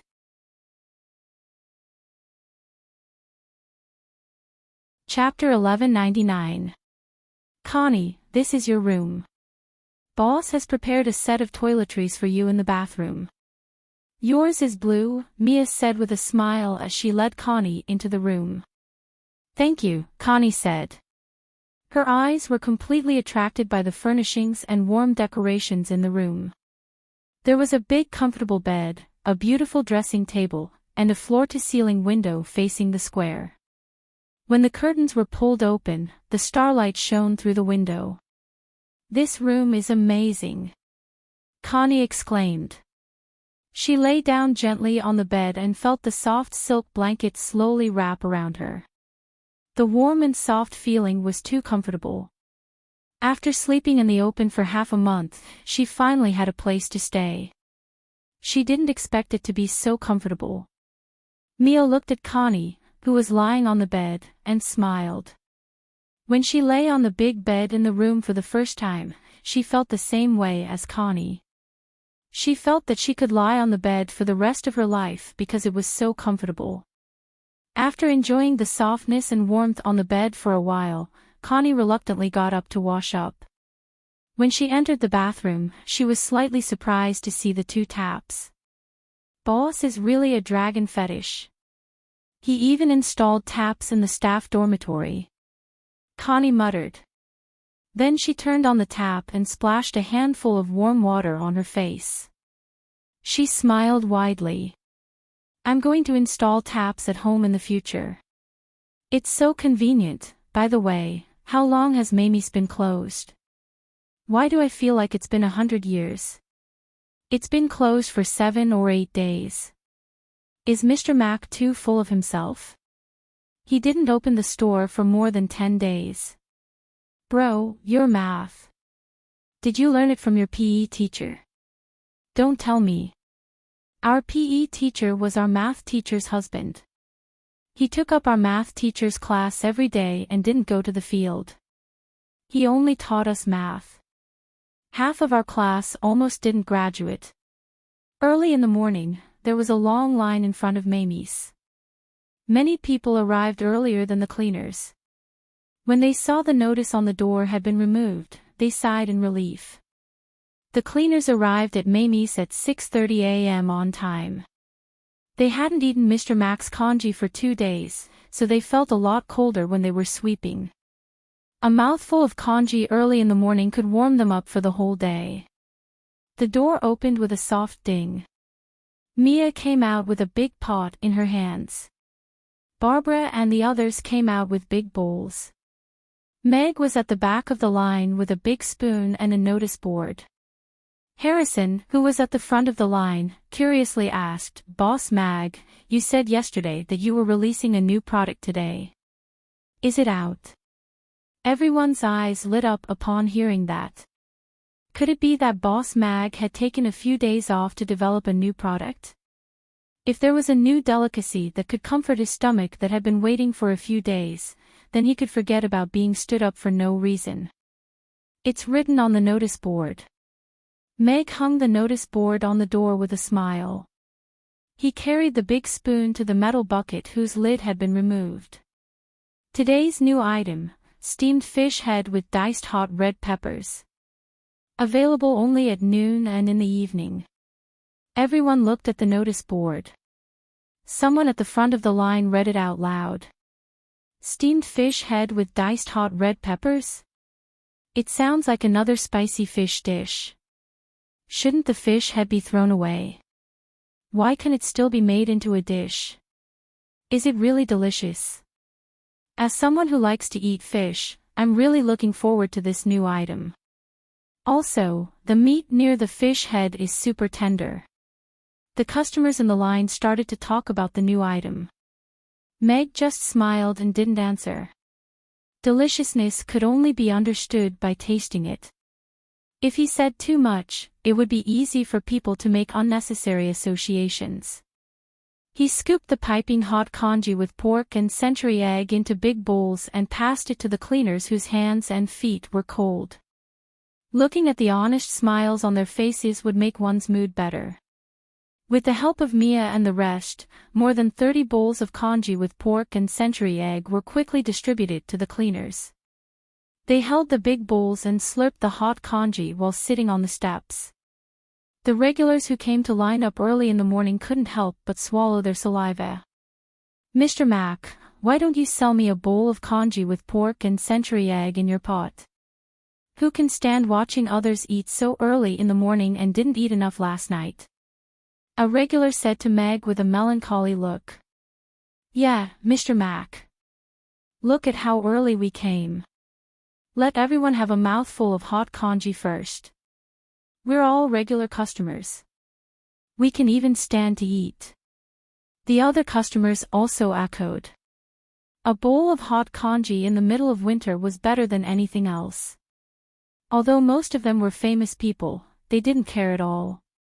The congee with pork and century egg was just launched by Mamie Restaurant a few days ago. It was only available for breakfast. As the youtiao and soy milk were too delicious, not many people were interested in trying this new breakfast dish that had just been launched. However, the customers in the line were cold and hungry. Looking at the hot congee and smelling the tempting fragrance, their stomachs started to growl. Only then did they realize that they might have underestimated this breakfast item. It's not opening time yet. This congee with pork and century egg is specially provided for them, so I can't sell it to you. Meg shook his head. There was no room for negotiation. He was a little puzzled and said, "Besides, there's still an hour before opening time. You can come and line up later." "Why do you have to line up so early in the morning? If you line up earlier every day, won't you be the ones who suffer?" "Mr. Mack, isn't this your fault? I go to work at 8 o'clock. In order to eat breakfast made by you before going to work, if I come late and line up at the back, I'll definitely be late for work." A young lady coughed twice and complained. "Yeah, we want to come later, but if we come later, the seats in front will be taken. Mr. Mack, the more famous you are, the more difficult it will be for us customers. Talking about it makes me cry." The other customers nodded.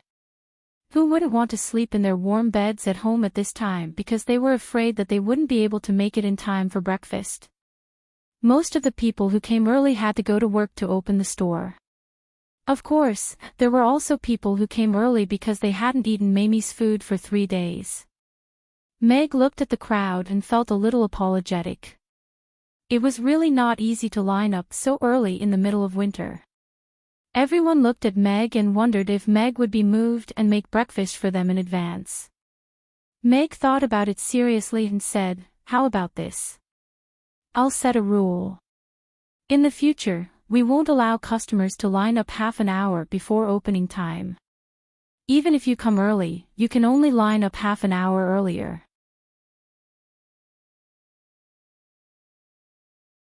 Chapter 1200. That's a good idea. Otherwise, when Mr. Mack becomes famous in the future, those people will line up in the middle of the night. Then, us regulars won't be able to eat your food, Harrison agreed. The other customers nodded in agreement. This way, they wouldn't have to worry about others lining up too early. Meg had thought of a good idea. The regulars all knew Meg's temper. He definitely wouldn't provide them with breakfast before the time was up. Furthermore, the food in the pot was for the cleaners, so there was no extra food for them. Therefore, they didn't continue to mention the previous meal. "These fellows, I'll see how long you can eat. None of these rich people are good. They're just suddenly showing kindness. They'll regret it soon." Elton was chewing on a cold pancake in the distance. He shivered, and looked in the direction of Amy's with hatred as he muttered to himself. Then, he took a big bite of the pancake in his hand. After the cleaners were done with their breakfast, Mia returned to the dining hall with the remaining half of the large bucket. This was their breakfast. "There are so many customers. Will anyone recognize me?" Connie hid in the restaurant, and looked at the people outside worriedly. Then, she silently put on the helmet. "Say, don't you feel hot wearing a helmet in the restaurant?" Meg looked at the fully equipped Connie, and couldn't help but laugh. The temperature in the restaurant was 26 degrees Celsius, and this fellow was wearing equipment that could drive at -15 degrees Celsius. Wasn't this a joke? I feel like I'm going to get a heatstroke. Connie's weak voice came out from the hat, and then she fainted on the spot. "Connie, are you okay?" Everyone gathered around and looked at Connie with concern. However, none of them were good at healing magic, so they couldn't do anything at the moment. "Leave it, I'll do it." Meg put the spoon in his hand into the bucket, and then walked towards Connie helplessly. A certain cat-eared girl got a heatstroke at -15 degrees Celsius because she wore too many clothes. If this kind of ridiculous news were to spread, it should be able to get a place in the ridiculous world, right? Meg thought to himself. He took the helmet off Connie's head, and then opened her down jacket. He asked the system to lower the temperature in her area by a few degrees, and then took out a bottle of Huaxiang Jingqi water from the medicine box and poured it down her throat. Amy, who was yawning, came downstairs, and saw this scene. She couldn't help but open her eyes wide. Father put Sister Connie, who's sweating on the ground, and then pulled her clothes of her mouth. What is he doing? Connie's eyes watery, and said to what ofs to taste. What of the world?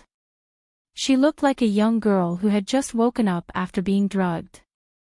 What should have happened had already happened, and she was looking innocently at the person who had drugged her. I've done what needed to be done. Meg stood up calmly and walked to the table. You. Connie looked like she had been wronged. Connie, the boss saved you. Drink some water, and then eat.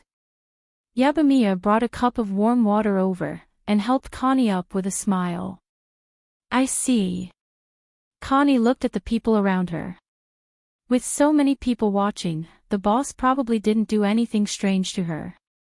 She took the cup of water and rinsed her mouth. The strange smell was so strong that it woke her up immediately. Don't wear the helmet and jacket in the restaurant in the future. Otherwise, you'll continue to faint, Meg said to Connie, who was about to zip up her jacket again. Okay. Connie nodded. She put the helmet to the side, and then took off her jacket. It's much cooler now. Connie muttered.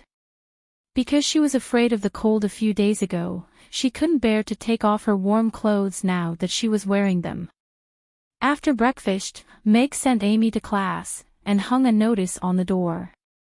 Mamie's takeout service trial, starting today. The restaurant's food delivery service is limited to customers who can't come to the restaurant in person but must eat the restaurant's food.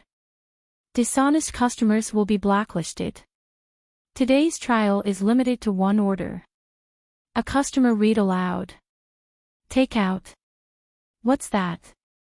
Takeout service. Does that mean we can eat Mamie's food at home? Isn't this restriction a bit harsh? As long as your legs are healthy, you'll probably be excluded from the restricted group, right? The key is that it's limited to one order, right? Does that mean it's only one order per day? The customers soon showed great interest in the content of the announcement, but they also felt that it was not very practical. After all, they were going to the restaurant in person. Why would they order takeout to eat at home? Wouldn't it be more enjoyable to sit in the restaurant and eat the freshly cooked food? Ahem, what should we have for breakfast today? Yangzhou fried rice or soy milk and youtiao? In the line, a young woman covered her mouth and coughed lightly. She looked thoughtful, and suddenly her eyes lit up. Oh right, why don't we try the congee with pork and century egg that the cleaners had just now? They looked pretty good eating it. Bonnie was the manager of a medium-sized jewelry store. She was able to get to this position at the age of 26, which showed her ability. However, it wasn't so easy to be a manager. Back then, she had been first in sales for 3 consecutive years. She didn't know how many customers she had to receive every day, and how many compliments she had to say.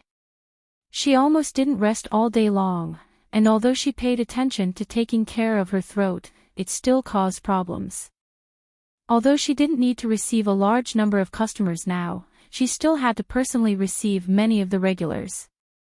Her throat was often dry and itchy, especially when she woke up every morning.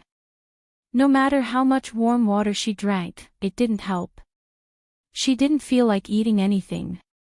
She happened to hear a customer mention Amy's, so she came over with the intention of giving it a try.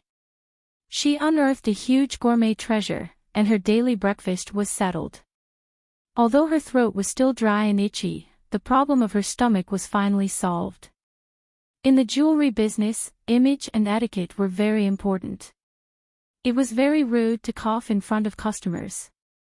Although she tried her best to control it, she still couldn't help but cough once or twice sometimes. There were many capable girls eyeing her position. 2 days ago, her boss even specially talked to her for a while. Although it was in the name of concern, she knew in her heart that if the condition of her throat continued to be like this, or worsened, then she wouldn't be far from losing this job. During this period of time, she had taken a lot of medicine, but the effect was really mediocre. She was already prepared to find a magic pharmacist recommended by a customer after work today to try it out. The restaurant opened for business, and the customers in the front line took their seats. Connie flipped open the menu and took a look. When Mia came over to order, she gently closed the menu and said with a smile, "I'll have a congee with pork and century egg and a sweet tofu pudding." "Thank you."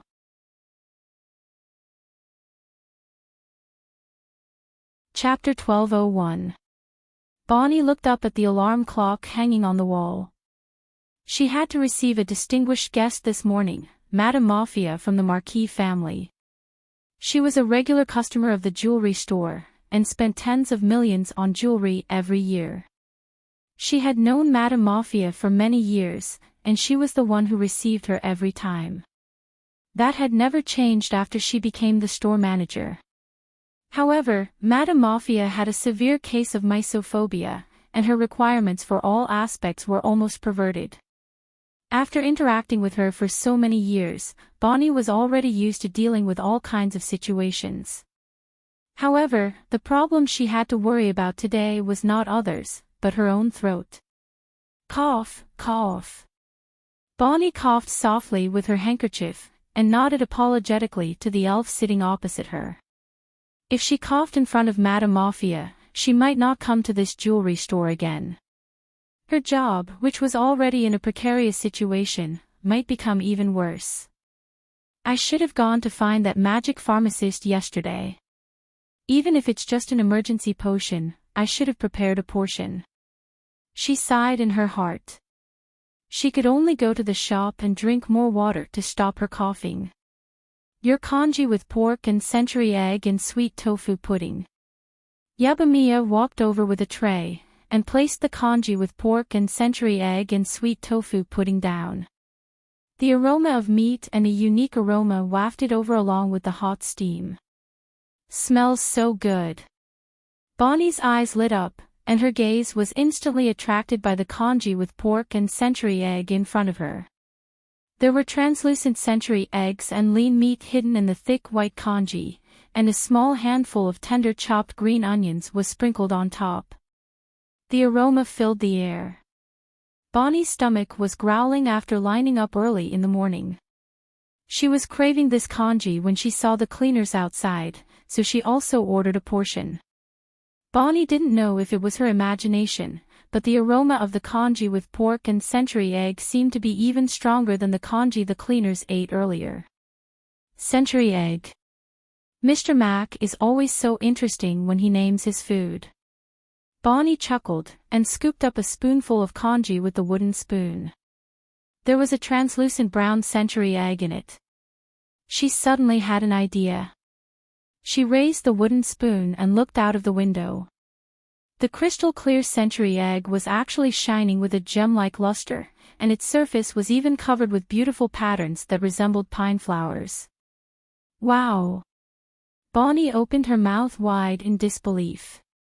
She had worked in the jewelry store for so many years, and this was comparable to the luster and transparency of many precious gems. The beautiful and gentle luster made it hard for her to imagine that this was just an egg. This should be called a gem egg. Mr. Mac is a great artist. Bonnie gasped in admiration. She couldn't help but feel curious. A whole century egg should be very beautiful, right? Although she couldn't bear to part with it, the fragrance and her rumbling stomach still made Bonnie eat the porridge with pork and century egg.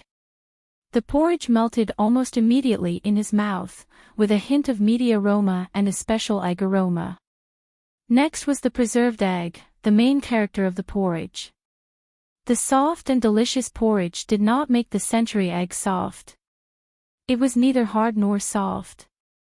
When it resisted the tongue, it had a strange elasticity. Bonnie let the century egg play on the tip of her tongue for a while. After confirming that there was no way to melt it, she tried to bite it open with her tongue. It was soft and elastic. After biting it open, a faint fragrance bloomed on the tip of her tongue. This was the source of the unique fragrance of the porridge with pork and century egg. The more she chewed, the more fragrant it became. Bonnie chewed on the century egg happily as if she was a child who had discovered a great joy. She felt that her gloomy mood seemed to brighten up a lot. After swallowing the crushed century egg, it turned into a refreshing coolness that slid down her throat into her stomach. It was as if she had swallowed a mouthful of refreshing cough medicine. Bonnie actually felt that the dryness in her throat had lessened a lot, and even her breathing had become much smoother. This is... Bonnie touched her throat in disbelief. The refreshing feeling was gradually fading, but the dryness did not immediately rebound. Instead, it was as if she had been splashed with a scoop of ice water, and she had no strength to fight back at that moment. Could it be that this porridge with pork and century egg can relieve the dryness in my throat? Bonnie was pleasantly surprised. She picked up the spoon and scooped another mouthful of porridge with pork and century egg into her mouth. After swallowing the chewed century egg along with the porridge, the refreshing feeling in her throat became even more obvious. It's really effective. Bonnie ate the porridge with pork and century egg mouthful after mouthful of hot porridge. Her stomach gradually warmed up, but her throat was exceptionally refreshing and warm. The dryness in her throat was completely swept away. This feeling is really too comfortable. There was only one feeling in Bonnie's heart. Usually, she would be bothered by the dryness in her throat for a long time every morning. She had to drink a lot of warm water and take a lot of lozenges to barely relieve it. But now, just a bowl of porridge with pork and century egg had achieved an effect that had never been achieved before. Ding! Bonnie looked at the empty bowl in front of her. She had unknowingly finished a bowl of delicious porridge with pork and century egg. The dryness in her throat had been completely suppressed. The refreshing and warm feeling even made her want to hum a tune. Delicious and unique porridge with pork and century egg. Looks like I don't have to worry about my throat today. Bonnie touched her throat gently with a smile on her face. She moved the empty bowl in front of her to the side, and took the bowl of sweet tofu pudding to eat. Eating a bowl of tofu pudding every morning after waking up made her skin smoother and smoother. The whitening effect was also many times better than pearl powder. This had already become the biggest motivation for Bonnie to come to the restaurant half an hour earlier to line up. If she was late, she wouldn't be able to eat it. May I know if the porridge with pork and century egg can be packed? I would like to pack a small portion to take away. Bonnie finished her tofu pudding, and raised her hand to gesture for Yabamiya to come over. The porridge with pork and century egg can be packed. It's a small portion. Please wait at the counter to collect it. Mia nodded and informed Anna, who then went forward to settle the bill for Bonnie. Thank you. Bonnie received the packed porridge with pork and century egg very quickly, and left Amy's with the porridge with a smile. Although her throat was clear now, and she didn't feel like coughing at all, she didn't like to take risks. She would pack a portion of porridge with pork and century egg to take away, and eat a few mouthfuls before the appointed time to ensure that nothing went wrong. Shia Jewelry was one of the top 3 jewelry stores in Chaos City. It was opened in the busiest part of Aiden Square. There were many jewelry stores around, and Shia Jewelry Store was undoubtedly the most dazzling one. Bonnie was the first to reach the store.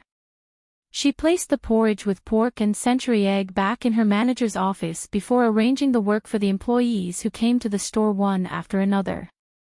I heard that Madame Mafia would come to the restaurant this morning. The store manager's throat seems to have gotten worse these few days. Will there be any problems? A young employee said softly with a worried expression. Madame Mafia is a clean freak. If the store manager coughs in front of her, she will definitely not come to our Shia Jewelry again.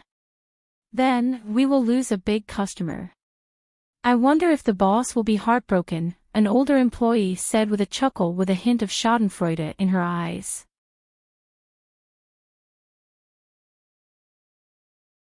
Chapter 1202. Seems like she can't hold it in any longer. She wants me to be fired so that she can take over the position herself. Has she reached such a stage where she doesn't even bother to hide it? Bonnie, who was walking to the store manager's office with a cup of warm water, happened to hear that employee's words. She laughed self-deprecatingly. Callie was 5 to 6 years more experienced than her. She thought she would be the best choice for the next store manager after the previous one left. However, the boss chose Bonnie, who had a better track record. In this industry, track record and customer resources were the most important. Track record couldn't decide everything. Although she seemed to be convinced, Callie had been bad-mouthing her behind her back. She was especially pleased when she saw that Bonnie's throat problem was getting worse. Bonnie knew all that, but she couldn't be bothered to argue with her. Her superior track record was enough for the boss to ignore any gossip. If she were to leave Shia Jewelry now, the sales volume of Shia Jewelry would drop by half. All the jewelry stores in Chaos City were willing to extend an olive branch to her, including the 2 stores with the highest ranking. Of course, this was built on the premise that Bonnie's throat and body were healthy. A sales and store manager who coughed all day was undoubtedly unqualified. That was the source of her anxiety during this period. However, her mood and throat were exceptionally refreshing today. She hadn't experienced such a refreshing and comfortable feeling for a long time. Her throat felt like it was a few years younger. It would be great if it could last for a day, Bonnie thought to herself. Even if it was only for half a day, she wouldn't mind having congee with pork and century egg for lunch. She was completely conquered by the scrumptiousness. Callie shut her mouth immediately when she saw Bonnie, but she didn't hide the disdain in her eyes. The boss's attitude had been wavering recently. A woman who coughed all the time wasn't fit to be the store manager. If she were to lose Madame Mafia, a big customer, that woman would be removed from the store manager's position. I've worked in this jewelry store for 20 years, and contributed all my youth. The store manager's position should belong to me. Callie thought to herself as she looked at Bonnie. The other employees continued to work quietly. Although many of them preferred the gentle manager Bonnie, if Bonnie was removed from the store manager's position, they would have to be more respectful to her if they wanted to have an easier time working under Callie. Madame Mafia will be here at 9 o'clock. Before she arrives, get a water magician to clean the jewelry shop thoroughly. Push back all other invitations to noon. Bonnie's gaze swept across everyone in the shop and finally landed on Callie. She said in a slightly cold voice, I will personally receive Madame. If anyone makes a mistake that causes Madame's displeasure or even more serious consequences, she will bear all the responsibility. What if it was the store manager who made Madame unhappy? Callie didn't avoid her gaze and asked with a smile.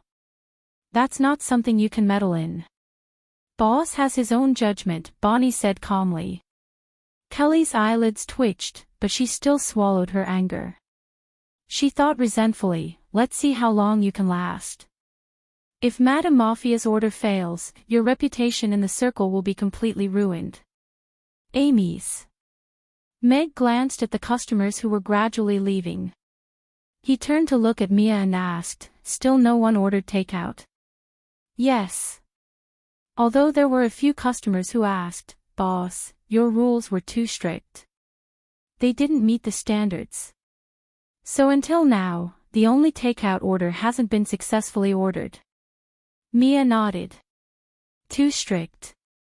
Meg muttered to himself. He had only requested for the food to be delivered closer. The person who received the takeout really didn't have the ability to come to Amy's to eat, and had the need to eat Amy's food. Was such a request really too much? Ding dong. The restaurant door was pushed open, and a burly man walked in. Dear customer, the restaurant will be closing soon. Please come again next time.